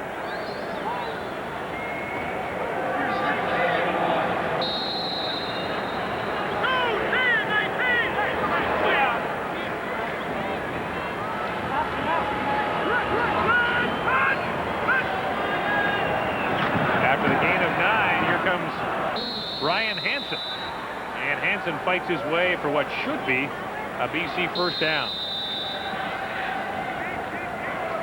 Well, the Lions won't give up, and ironically enough, the last time they played the Calgary Stampeders, they fell way behind in the 1st quarter, like they did today, but really they shut down the Calgary offense for the 2nd and 3rd quarters, and that's something they're attempting to do tonight. But the problem with O'Billovich's team all year long has been 2 to 3 minute lapses, which have cost his team a lot of points.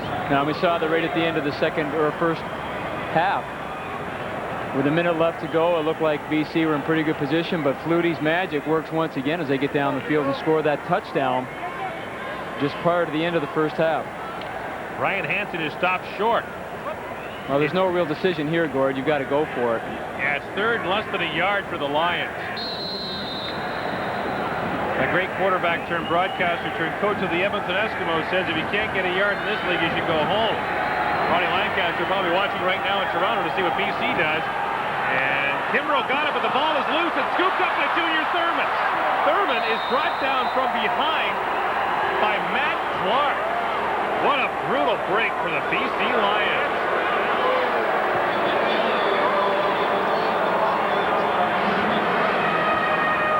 You would think this would be one of the safest plays in football, a quarterback sneak.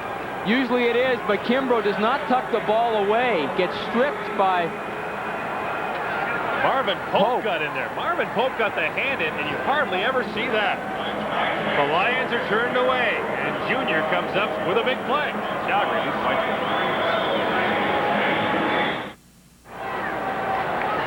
2. Tony Kimbrough had the yards, but he didn't have the football. Sliding off to the left. You see he gets a pretty good search from the offensive line, but he's carrying the ball like he's going to run option. He's got to get it underneath.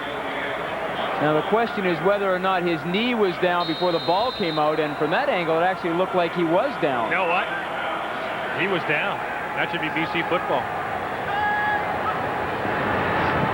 First down snaps. Flutie looking for Pitts. Pitts lays up but can't make the catch. And a flag is down. Will that be pass interference against the Lions? Rico Cartwright was providing the coverage.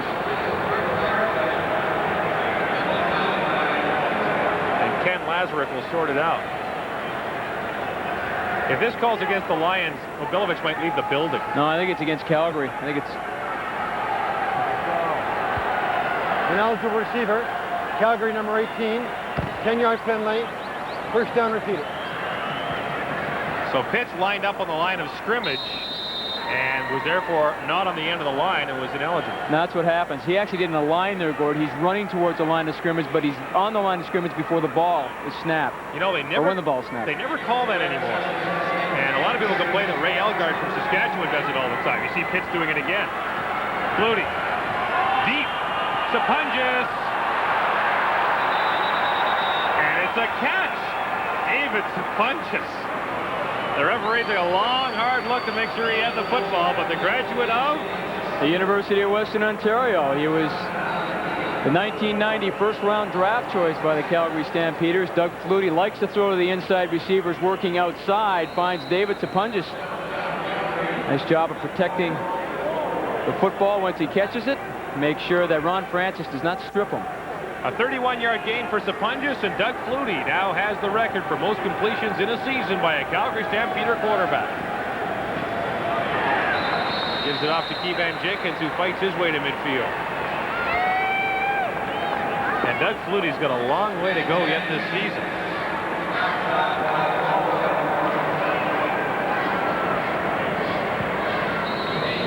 Boy, if he could play the BC Lions every week, there would be a record left. 15 of 19 for 330 yards and 4 touchdowns. I can't remember when the last time I saw a quarterback have a night this good. When you think about it, he's had 5 400-yard-plus passing games this season, 2 of them against the BC Lions. It looks like he's in line for a third against BC. Pass is complete to Alan Pitts, who almost got away. As it is, he's got a first down at the 42-yard line. You know, Alan Pitts brings speed, he brings size, he brings good hands.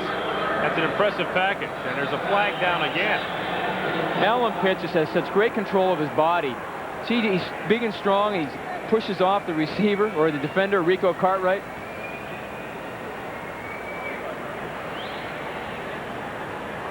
And there it is, players for the Calgary Stampeders who have three consecutive 1,000-yard receiving seasons.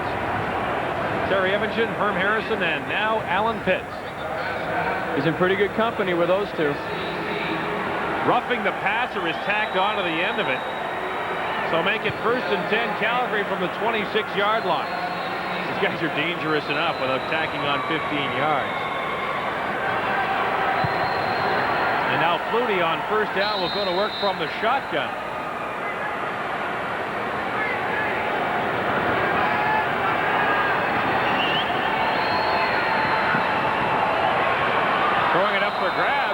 closest player to the play was Brett Young. Oh, he's thrown 5 incompletions in the game. Get him out of there. And that one, I think he's just throwing it away. BC now up front are starting to play some games. They're starting to bring a lot of people. They're realizing that they cannot just rush 4 people on Doug Flutie and play man coverage and expect to win this football game. They're starting to bring their linebackers, Wetmore, Donovan Wright. They realize they have to put pressure on Doug Flutie. BC fans used to love seeing Doug Flutie do well. Tonight, we're getting a cruel reminder of what's missing. Second down. Here comes the blitz. Flutie to the end zone. Incomplete. And Derek Crawford almost had his head taken off by the goalpost. I don't know if you can hear footsteps at the goalpost, but if you could, Derek Crawford did. I think it casts a shadow and you see it coming up, but they're coming with 7 people. Wetmore's just spying him. Flutie gets rid of the football. And actually, I think he might have taken a little bit of a peek to see where he was in relationship to the goalpost. Managed to avoid it at the last second. Mark McLaughlin will try the field goal from 34 yards.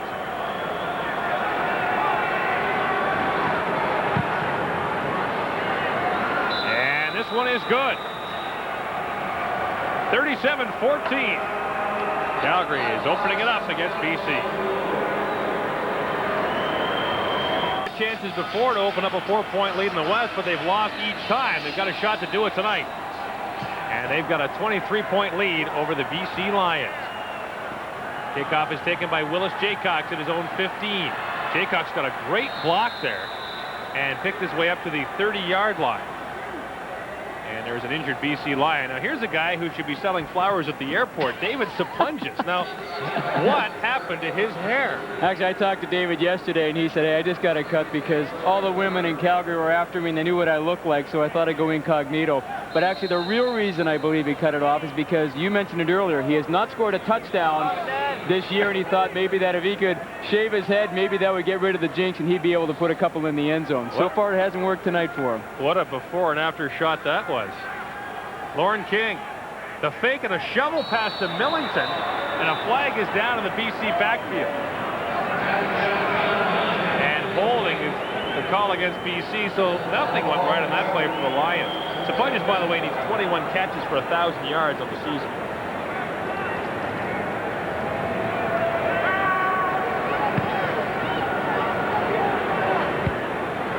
Holding, BC number 25, first down receiver.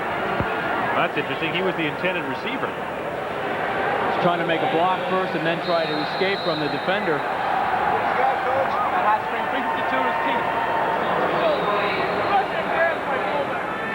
So Obi's team is losing by 23. He's without his starting quarterback, and he's without perhaps his best player, John Volpe. Other than that, he's having a great night. From the 20, another flag is down as they screen it out to Millington. And you won't be able to arm tangle this guy. He's all the way down to the 40, but we'll check the flag.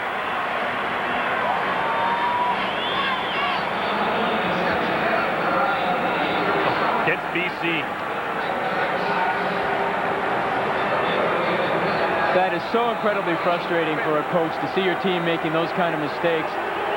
Down after down after down. BC number 50, first down repeat. Procedure is the call against Steve Rhoda Huskers, the offensive tackle.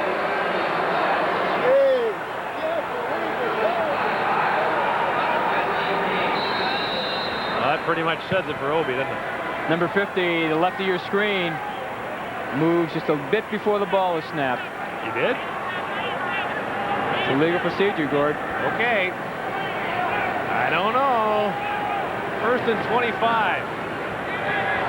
Kimbrough brought it back down and will run, and there's another flag down. He's brought down by Marvin Pope. They may flag them out onto Beatty Street before the Lions are done. Well, now that you have John Volpe out of the football game and they realize BC have to pass and throw every down to get back into this football game, that defensive line can now just start teeing off. Tony Kimbrough, not getting much time to throw, decides to tuck the ball under his arm and get as much as he can.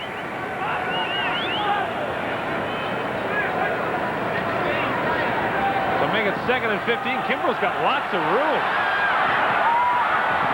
And he's close to the first down before he gets whacked by Alondra Johnson. So they caught BC caught Calgary in a safety blitz with Greg Knox coming up. They're trying to go man coverage. You'll actually see at the point of attack when Kimbrough rolls outside, Greg Knox gets blocked. And then Kimbrough sees that everybody's in man coverage. He only has one defender down the field. He decides he's going to take off with it. Greg Knox in pursuit, number 8. And Alondra Johnson has to come over from his linebacker spot to make the tackle. 3rd and 1. And the Lions, trailing by 23 with 2:50 to play in the 3rd quarter, are gambling. Last time they did this, Tony Kimbrough fumbled. They'll hand it off this time to Lauren King, and King goes up and over for the first down. They're not taking any chances there. Coming into this game, Lauren King only had 3 carries this season. Now he's getting his chance because of the injury to Volpe. Pretty good. I think I might give him a 9.5 on that dive. Yeah, he gets a lot for distance. Good height.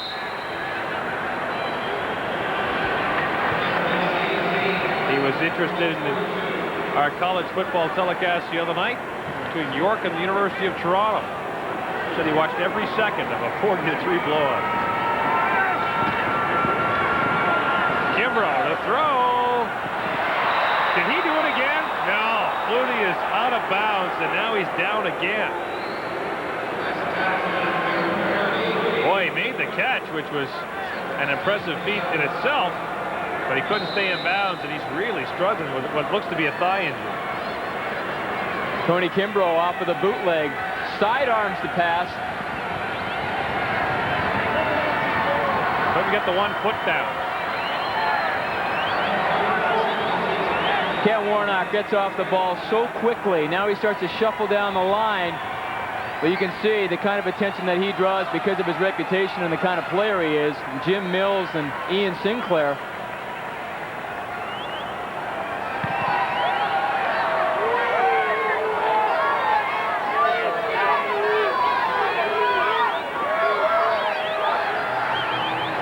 Pope is the injured Calgary Stampeder. He's been outstanding on special teams, and he's also had some good pressure on the quarterback tonight. Done a nice job in special teams. And with a hand up underneath the shoulder, looks like they're looking again. Similar injury that Danny Barrett may have had. Now here's the contest they have in BC. If you win, you get to sit in these seats on the sidelines in easy chairs. Now, there's a lady on the left there. Is she asleep? Wait, it's Jane Fonda and Ted Turner. They think they're at a Braves game. She's asleep. She may have had a few too many beverages. Well, if you can nap in a stadium filled with 25,000 people screaming at the top of your lungs, you've had something to drink. She's either dreaming or sleeping, or she's praying for a BC comeback, one or the other, with her eyes closed. I think she's passed out. Marvin Pope jumps to his feet. He's all right. Always wondered about that. You know, you see babies sleeping at sporting events. How could you possibly sleep here? Of course, I used to sleep in class all the time, so I guess it is possible. I guess it's that old line, though. How noisy is it? It's so noisy you won't even notice it. 2nd down for the Lions from their own 42-yard line.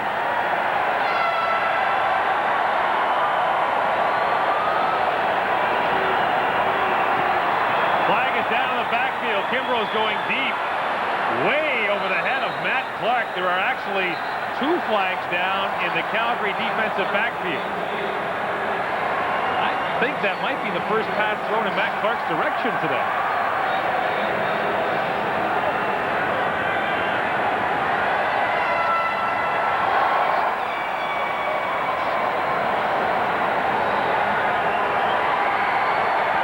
And Ken Lazarek will give us the call. But Tony Kimbrough's pretty happy about it.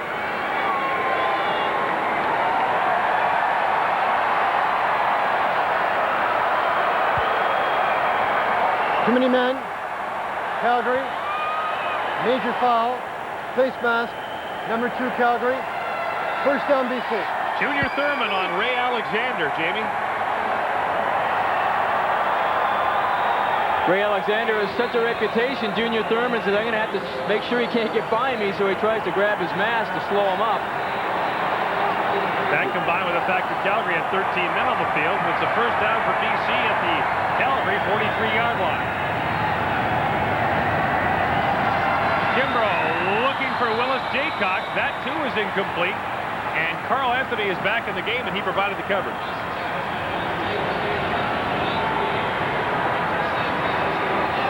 Tony Kimbrough was the understudy to Damon Allen with the Ottawa Rough Riders, and Kimbrough has a lot of the attributes of Damon Allen. He runs very much the same. He throws a lot alike, and they have the same kind of temperament. Both are very low-key, in fact, more low-key than most quarterbacks would be. Yeah, Tony Kimbrough actually is a very strong quarterback, has a very good arm, just needs a little bit more experience. The fake to King over the middle, and the pass is tipped. It was intended for Willis Jaycock. And Kimbrough got flattened at the end of that play.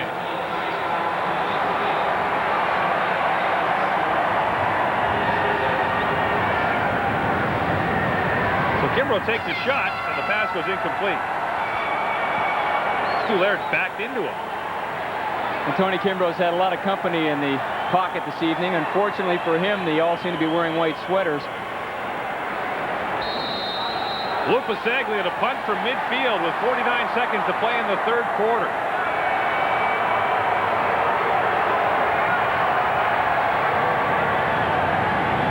You know, Lou's played in this league for 17 years, and he still doesn't have a helmet that fits.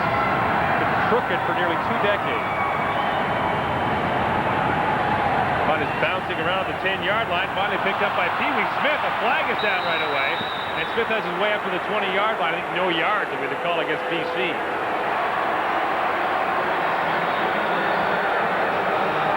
Lazaruk's been a busy guy in the second half.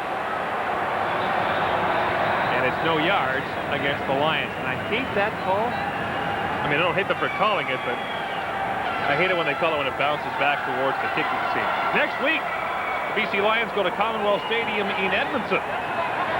9:30 Eastern Time, 7:30 Mountain. On the CFL Game of the Week on TSN. Mark Scott was inside the 5 yards. And as a result, Calgary was scrimmage first and 10 from the 25-yard line. And Pat Clayton is working on Marvin Pope and his left calf.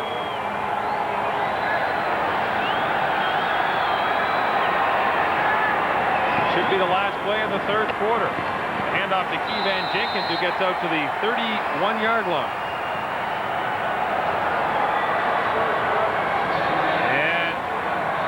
Laird got the car wash from George Hopkins.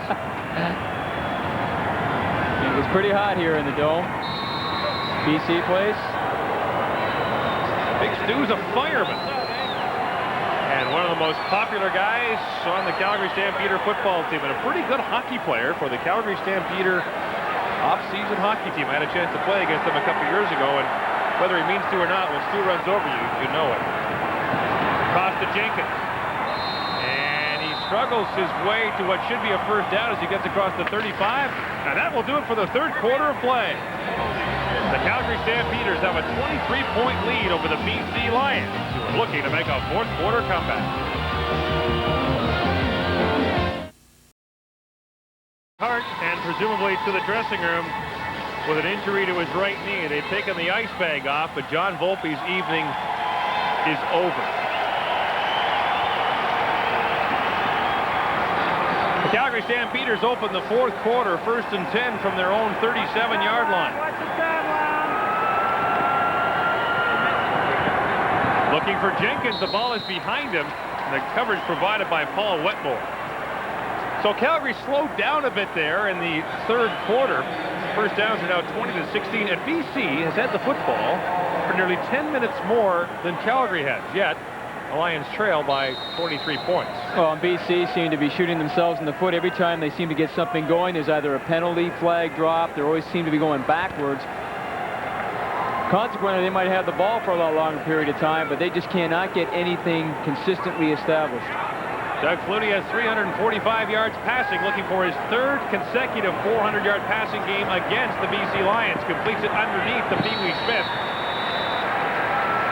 But the Pee Wee is brought down well short of the first down.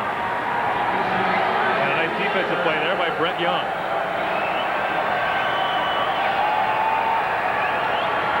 Well, they can't all be great, can they? He's turned in more than his share this season, though.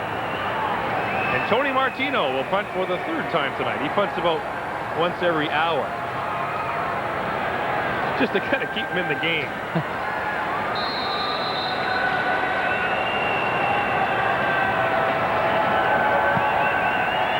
High spiraling punt driving Willis Jaycox back to the 25. Jaycox with a couple of nifty moves, dives across the 40 to the 43. A 45-yard kick by Martino, a 17-yard return by Willis Jaycox, who led the league in all-purpose yards a couple of years ago. Just didn't quite fit into Don Matthews' scheme of things in Saskatchewan.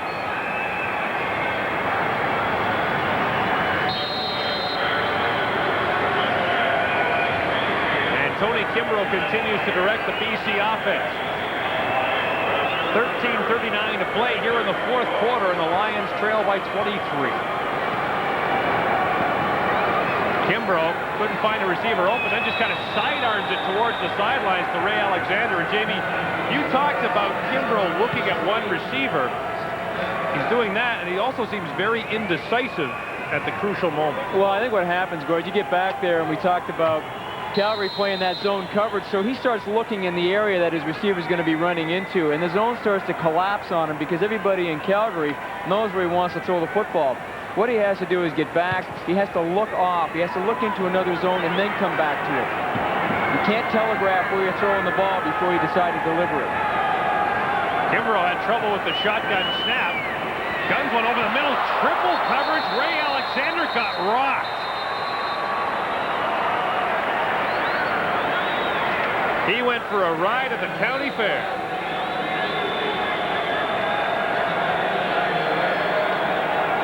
Ray Alexander, that's who Tony Kimbrough wants to get the ball to.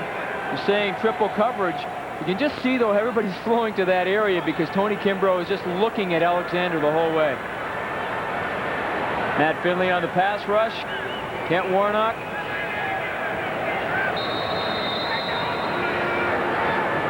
So Kenton Leonard helps out on a rather spectacular defensive play, and Ray Alexander wonders how you make a Dome Stadium spin.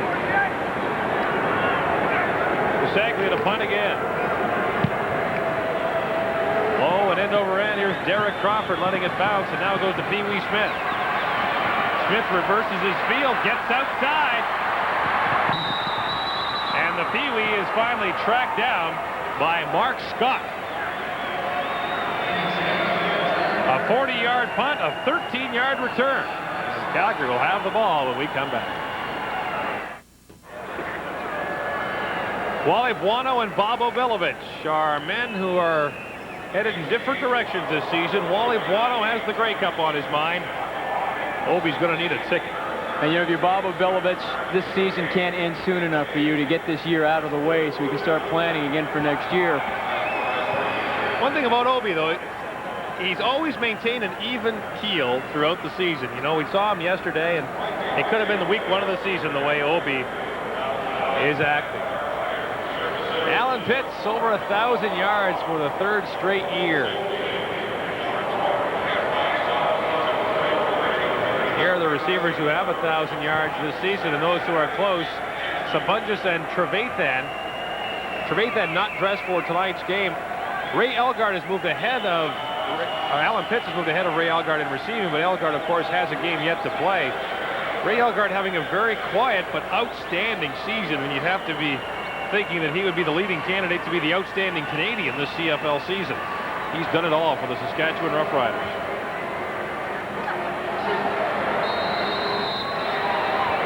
The guys that shoot footballs into the crowd just fired one into our booth here.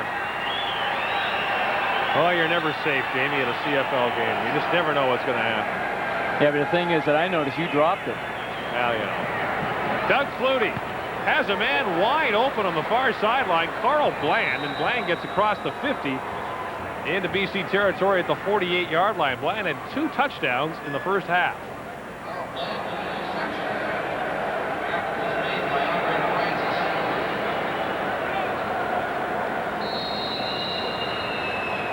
And Pee Wee checks back into the game with a play. Gord, if you watch Doug Flutie when he gets back and throw the football, he very seldom ever looks at the primary receiver that he's throwing to. And that's why he finds those people that are wide open. He scans the field. He has excellent vision. A gain of 21 on that play. Here comes Keevan Jenkins with a convoy in front of him. He had the big tackle, Bruce Covington, in front of him, but a flag is down. And it's coming back.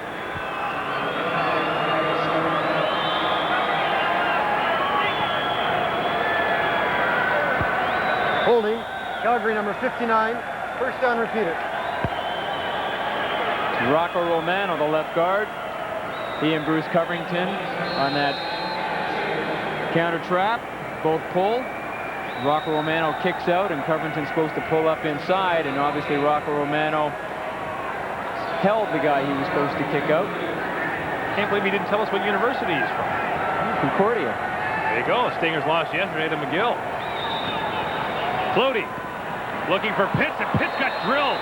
Remy Trudell stepped into Alan Pitts and knocked him down. Oof.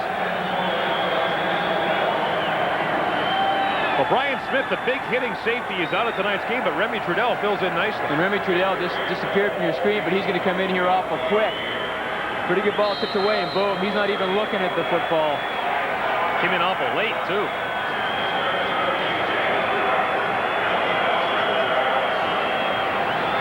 Second and 20.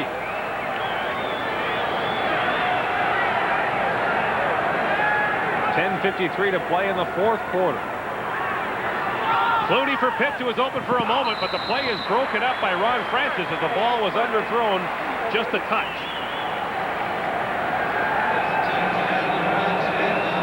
So one of the 2 Francises playing in the defensive backfield for BC. Ron comes up with a nice play. Flutie looking at Alan Pitts, and Ron Francis waits to the last moment before he looks back to the football, and he comes back to it. Rookie defensive back out of Baylor University.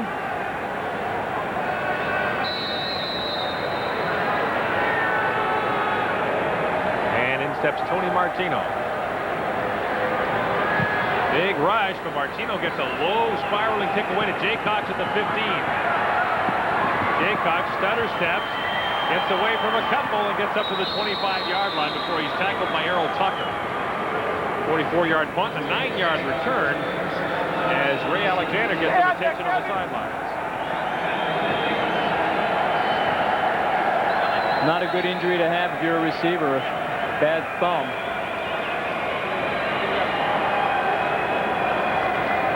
Alexander will not be in for at least this play as he continues to get taped on the sideline. And taking his place out there is Kevin Thompson, number 76, a player from the BC junior system. Here's the handoff to Lauren King.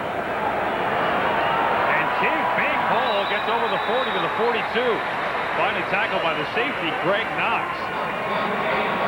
BC's running the ball a lot with 10 minutes to play and down by 23. That was a 17-yard pickup. Well, they pull Leo Braunwagen and Jim Mills, and then Lauren King picks it and gets up the field. And you're starting to see, Gord, that he's feeling a little bit more comfortable in the backfield right now, more confident, starting to slash.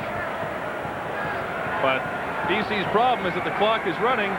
Under 10 minutes to play now in the fourth quarter, and here they come again. This time it is Matt Clark, who's been pretty quiet tonight, but Clark should be close to a first down at the 53-yard line. And Danny Barrett has some ice on that injured right shoulder. We told you earlier it's a first-degree shoulder separation. Grim news for BC, as if the Lions needed any more.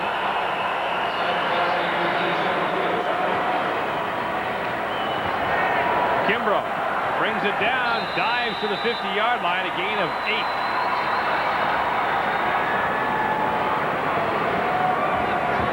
he is tackled there by Marvin Pope, who's back in the game after injuring his left leg. The counter now will be all right.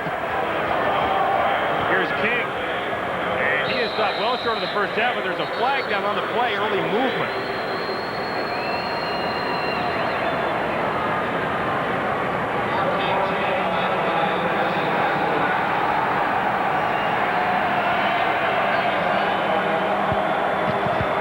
Legal procedure, BC 34, decline. Ryan Hansen called for early movement, and since Lauren King was stopped short of the first down, the penalty is declined and make it 3rd and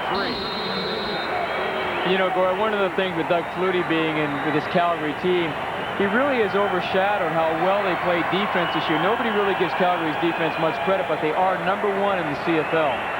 3rd and 3, and they're gambling. Kimbrough to throw.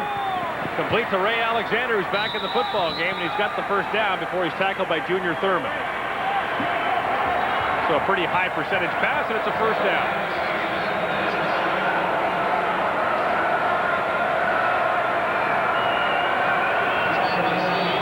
Well, when you play at the high level that Alan Pitts does, I guess you need oxygen. Huh, Jamie?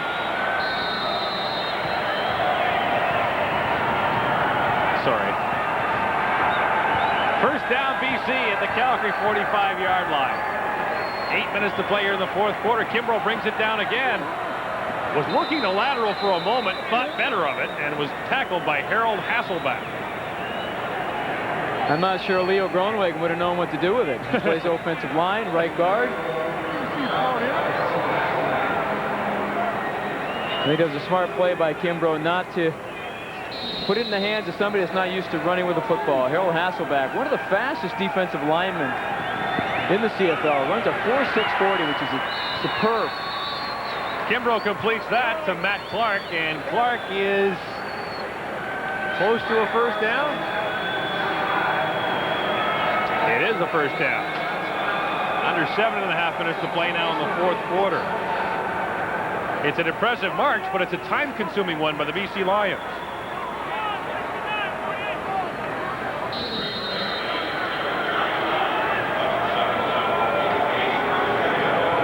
Kimbrough, plenty of time.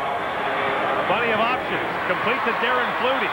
Flutie had the ball come loose, but he was down, and a flag is down in the BC offensive backfield. Take it back.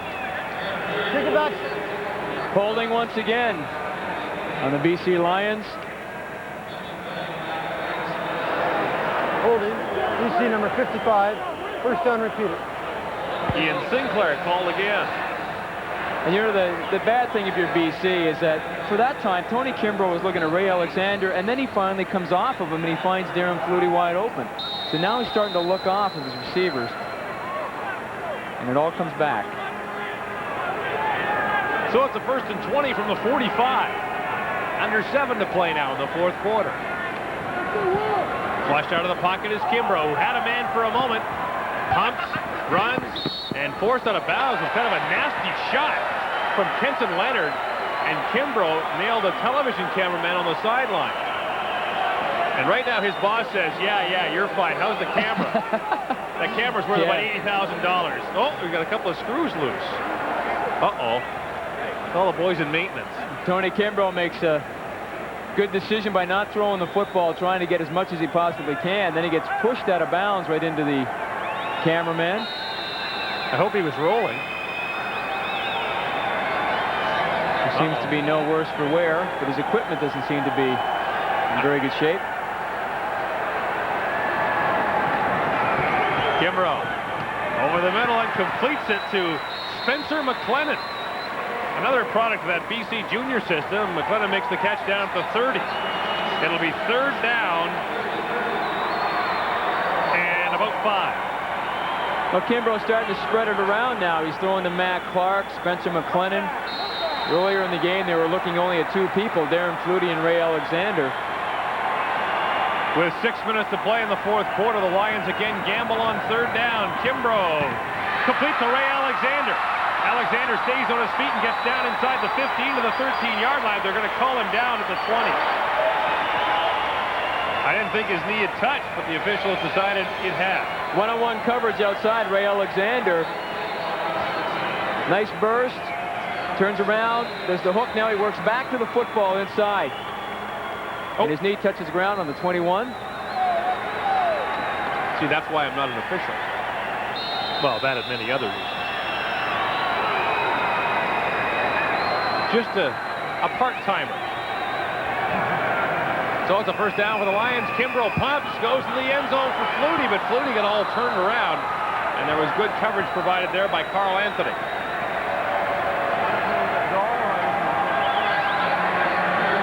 Sinclair's been flagged a couple of times for holding, and here he is working again on Kent Warnock. Well, it's been a real battle between Sinclair and Warnock. You know, I think that would have to be the most frustrating place to play in football, would be the defensive line. You work so hard, and you never sometimes even get a sniff of the quarterback. Kimbrough to the end zone. Flutie's open for a moment, but the pass is knocked away as Anthony gets over to knock it down, but Darren Flutie had some space to himself in that Calgary end zone.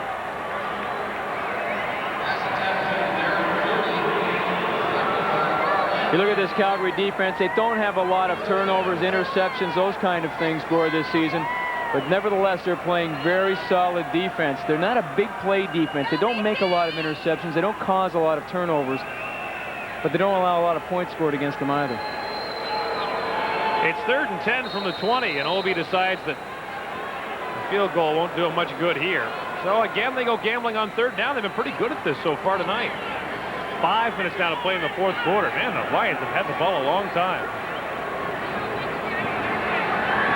This drive has lasted 5 minutes. Kimbrough is dropped, and there are flags down all over the field.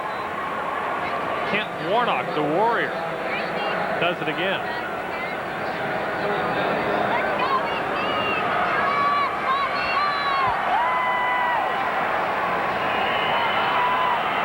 Ooh, they got him for a lot. Unnecessary roughness and pass interference.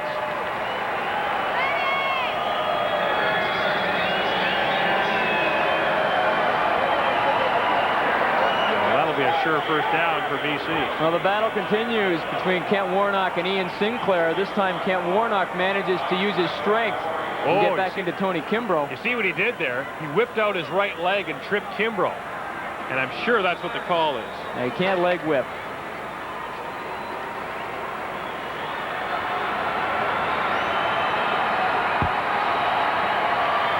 Roughing the passer.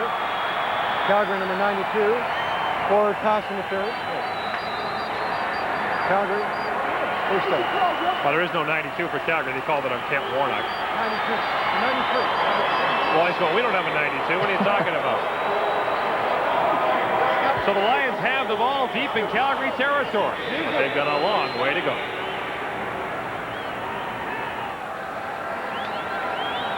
Calgary stretching it out on the sidelines and stretching it out on the field. But right now, the ball has belonged to the BC Lions. This will be the 15th play of a drive that's consumed 5.5 minutes on the clock. Kimbrough on 1st and goal, looks to the end zone. Stopped short, ball's loose. And he's called down to the 2. The second time the ball's come loose on Tony Kimbrough tonight. Get him in the huddle. They pull both left guard and tackle, and now there's no back in the backfield, because to me that looks like it was a broken play. It looks like they were supposed to be a back there. He might have gone the wrong way. Then Tony Kimbrough realizes the mistake, and then he tries to act as the running back and follow the blocks. So it's 2nd and goal. Now from the 3. Toss to Lauren King. Touchdown! Lauren King finds the end zone. The drive took over 6 minutes, 17 plays, but the Lions have their major.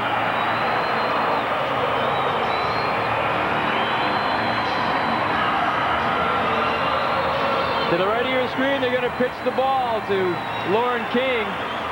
Gets his shoulder squares, pretty good blocking at the point of attack. And he gets in there for his 2nd touchdown in his young career. Lupasaglia, they had the convert. That will move the Lions within 16 points with just under 4 minutes to play. Lauren King finds the end zone. And the Lions are a little closer. Place in the Western Division, but the Lions own the ball for the last 6 minutes. Lauren King from the University of Toronto did a lot of this in his college days. Now taking the pitch with the BC Lions and taking it straight up the field as he gets into the end zone for his second touchdown of his career. I can't recall a drive that long that we've seen this season. 16 plays, they went 85 yards. What's most amazing is how long BC had the ball. 6.5 minutes. It took up almost half the quarter. And you know, when you look at that possession time, that actually worked in Calgary's favor. One of the Lions will kick it off, and I don't think this ball's going very far, Jamie. No, they're going to try and short kick it because they need the football. Louis Pasaglia has been doing this many years, 17 to be exact, so he's the all-pro at it. A little squibber to Dave Sapunjas. Sapunjas, he wants that touchdown. He runs around, and Lauren King jumps all over him. Second time tonight we've seen a guy score a touchdown, then come back and make the tackle on special teams. I'm a little surprised at that short kick, as David Sapunjas finds it kind of hilarious. That was weak. Sorry, Louis.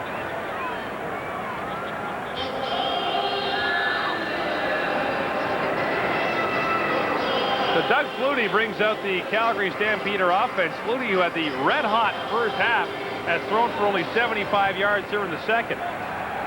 Still having a pretty good night. Needs 34 more yards for 400. Looking for a lot of them right there, and Derek Crawford was the intended receiver. Flutie got dropped late by Glenn Scribner, and a flag is down in the Calgary backfield. Well, no question, there's frustration on behalf of the BC defensive line.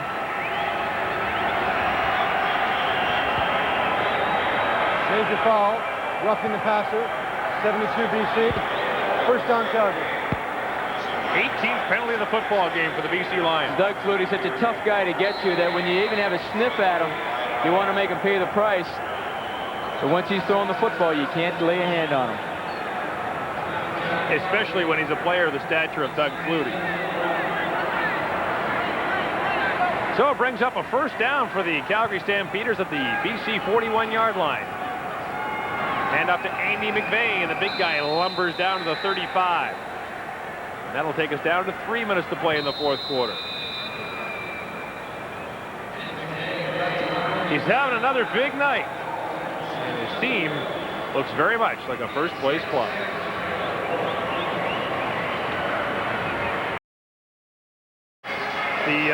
The Elvises from Calgary are pretty good. Bruce Coverinson and Bruce Davies did Elvis a couple weeks ago, and they were brutal. I mean, in a good way. Well, nobody can do Elvis like you do, Gord. No. Well, thank you very much. You see Greg Knox on the sidelines with a smile on his face.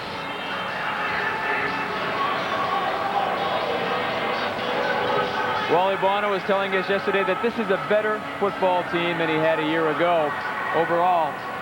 And Wally Bono was hesitant to compare football teams and say one is better than another. And I really think that goes back to him being a former player. He doesn't want to insult any of the players who played for him last year by saying this year's club is better. He did come out, though, and say that this team, with the experience of going to the Grey Cup last year, seems to be a lot tougher. Yeah, I think that's what he's trying to say. I don't think he's trying to say the personnel is any better. He's just saying that as a team, they've come together, they have that right chemistry, and they have momentum right now, where they were losing it this time last year. 2nd and 5 from the 35, and the toss goes to Keevan Jenkins. Jenkins needs to get across the 30 for the first down, and O.J. Brigance brought him down by the head. No flag. Well, I'm kind of surprised there wasn't a flag there, because he took that right arm and just clotheslined Keevan Jenkins. Just try and reach block with everybody. Keevan Jenkins tries to get outside and contain, and Paul Wetmore has it. Now watch O.J. Brigance, that right arm. Boom. He comes up, catches him underneath the chin. Normally, if you come up and try and strike the head like that, the officials will drop the flag. O.J. Brigance had an outstanding rookie year last year. He played outside linebacker, which is a more spectacular type position, leads to more spectacular type plays than middle linebacker, where he's playing now. And he's had his problems inside this year, but overall, Bob Obilovic says he's a pretty steady player. So it is now 3rd down for the Stamps.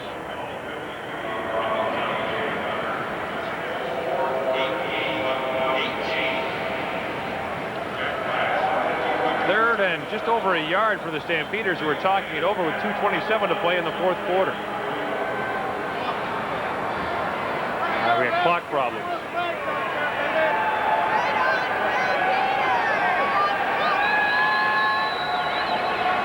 Well, for those of you tuning in Calgary, there's a special promotion going on your way next week. It's Red and White Day as the Stamps take on the Saskatchewan Roughriders. We're red and white, and you can win lots of prizes. That's Sunday, October 18th, and I know a lot of fans will be wearing green there too, because Regina is not that far down from Calgary, and a lot of folks from Saskatchewan come on down to see it, so the Stamps are striking back with their red and white contest. Okay, now, here's the trivia question, Jamie. I think you know the answer. You name the CFL head coach who's coached in 2 Grey Cup games and a Vanier Cup. Oh, Gord, give me a tough question. Actually, I know it's not Wally Buono. No. But it is Bob Obilovic when he was head coach at the University of Ottawa back in 1970. Look out, here comes Andy McVeigh, and McVeigh fights his way down to the 22-yard line. Lots of room there. Yeah, Obi with the University of Ottawa, and then with the Toronto Argonauts in 1983 and 1987. He won the Grey Cup game in this stadium in 83, lost it to Edmonton in 87. And as head coach of the University of Ottawa in 1970, he lost to a very good University of Manitoba football team in the Vanier Cup.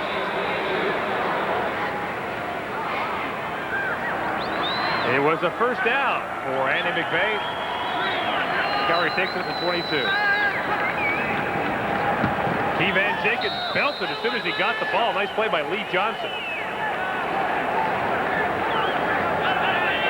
I tell you, Lee Johnson got off of the football.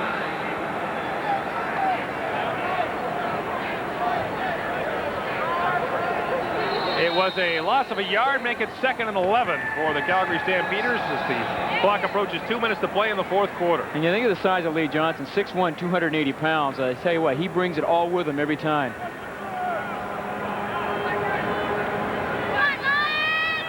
Doug Flutie's gone the distance for the Calgary Stampeders tonight, and once again he's gotten the job done against the BC Lions. Keevan Jenkins reverses his field, but Lee Johnson gets a hand on him and drags him down.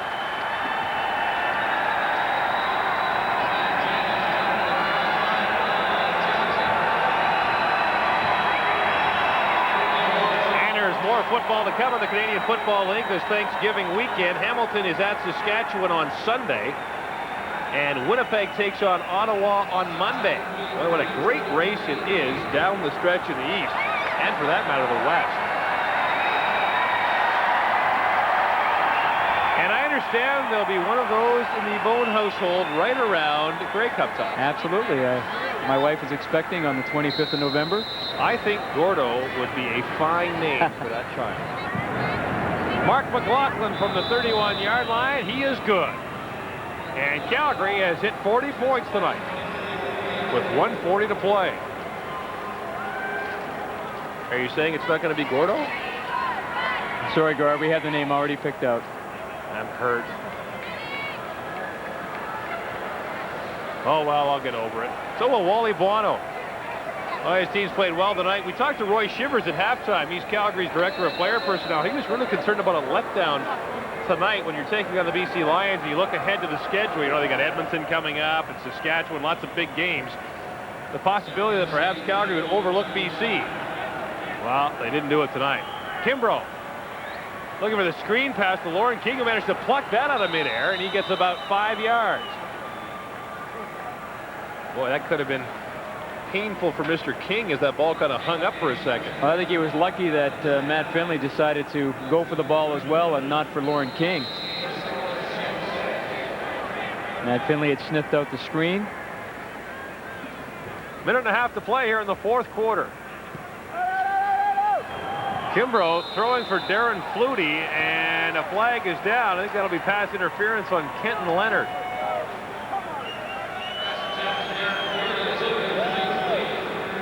I know his brother will always get more possibilities or more press, but Darren Flutie's had a pretty good night, and her night ended early. Boy, I hope somebody wakes her up when the game's over. She'll wake up tomorrow in an empty stadium.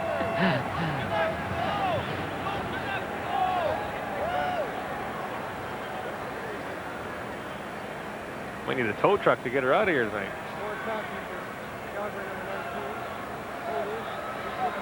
Pass interference is called on Carl Anthony, but holding is called on the BC Lions. So make it second down over from the 44. And they give it up to Ryan Hansen. Ball's loose. And it bounced right back to Hansen, but he lost a couple of yards on the play. It'll bring up a third down.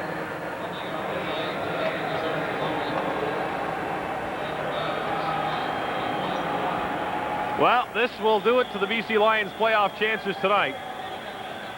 It has been a long, long year for these guys. They lost Doug Flutie, then they lost Danny Barrett. Tonight they've lost John Volpe. Most of all, they're about to lose their 11th game.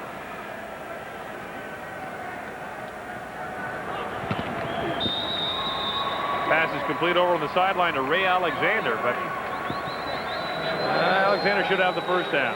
And for the remainder of this season, Gord, you know that the BC Lions will be playing for their jobs for next season. Here's a question for you. Is this guy the CFL's MVP this year?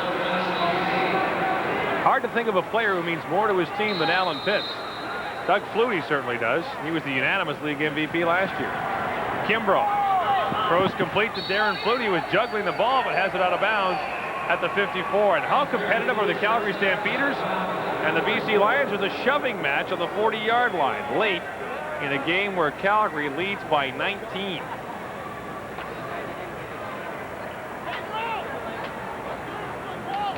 Leo Groenewegen and the gang getting a little hot under the collar.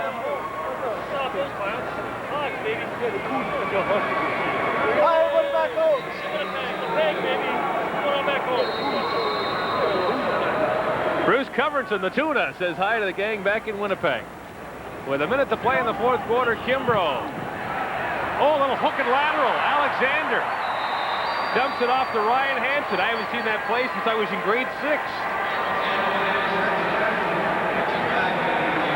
Hey, I like that. The old flea flicker play here. They take Alexander down, and he just hooks inside. He's back. Pretty nice catch and a nice job, actually, to get the ball out. Actually, looks like he tossed it forward. They're down by 19 points. They're 3-10. And you're calling them for a forward lateral. Have you no heart, Jamie Bowen?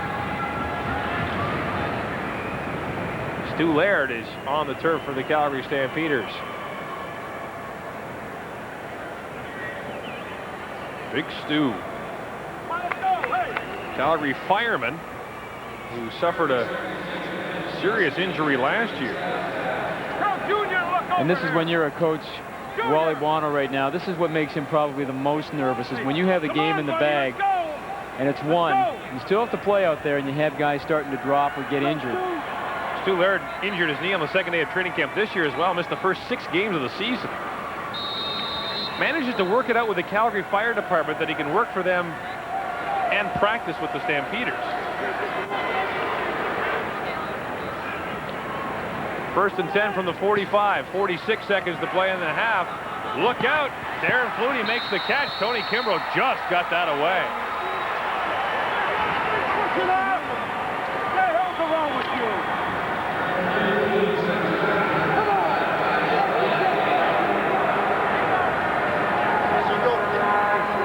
Well, Darren Flutie's had a pretty good night in a losing effort for the BC Lions. Shaken up earlier in the game, but managed to stay in. Kimbrough throwing off his back foot to the end zone to Alexander. No count. He had it for a moment, but he couldn't hang on. Yeah, that's a great throw by Tony Kimbrough. Threw it up nice and high, let Alexander adjust to the ball. He threw this off his back foot, too. It's what they call the old post corner. Goes inside, and then he works it back outside, and a great stretch He just couldn't get his body turned enough so he could land on his back and protect the football. Approaching our 6th hour of football tonight here on TSN. And the East is 1-1, and the West is about to come back as the Calgary Stampeders are beating the BC Lions here tonight, and Calgary will make it a 4-point lead. Larry Rickman couldn't be happier. You home after this great cut. Okay, Earl, we'll remember that. Junior Thurman. Check zero, check zero. It's 3rd and about a yard for the Lions. 12 seconds and counting to play here in the 4th quarter. And Kimbrough goes straight ahead. Still have time for maybe 1, possibly 2 plays.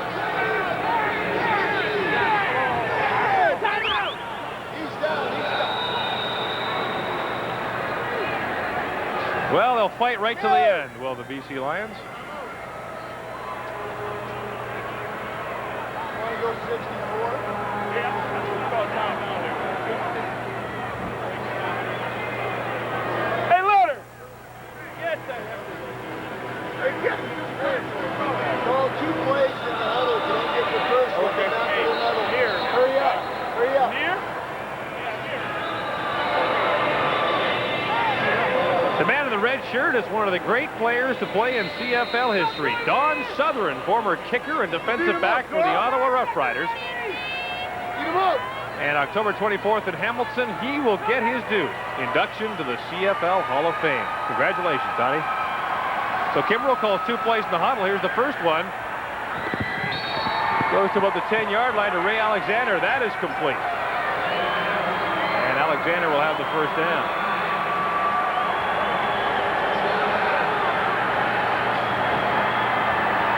And in case you're wondering what's going on, you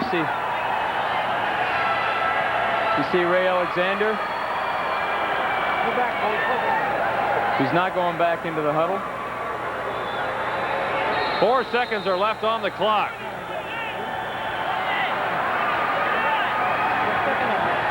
This game will see the end of the BC Lions playoff hopes. Kimbrough on the option. To the end zone. Dropped the ball at the last second. And they call him down at the 1. It's been that kind of season for the BC Lions, and this kind of season for the Calgary Stampeders. And now we've got a scrap in the end zone. Carl Anthony and Ray Alexander are involved in the end zone. Now this is dangerous. Both benches have cleared, and the referees are trying to separate the 2 men. Well, hard feelings at the end of this one. Calgary sweeps the season series from the BC Lions. It goes into the books as a 40-21 Calgary Stampeder victory. And it's now a 4-point Calgary lead for first place. We'll be back when things cool down in just a moment.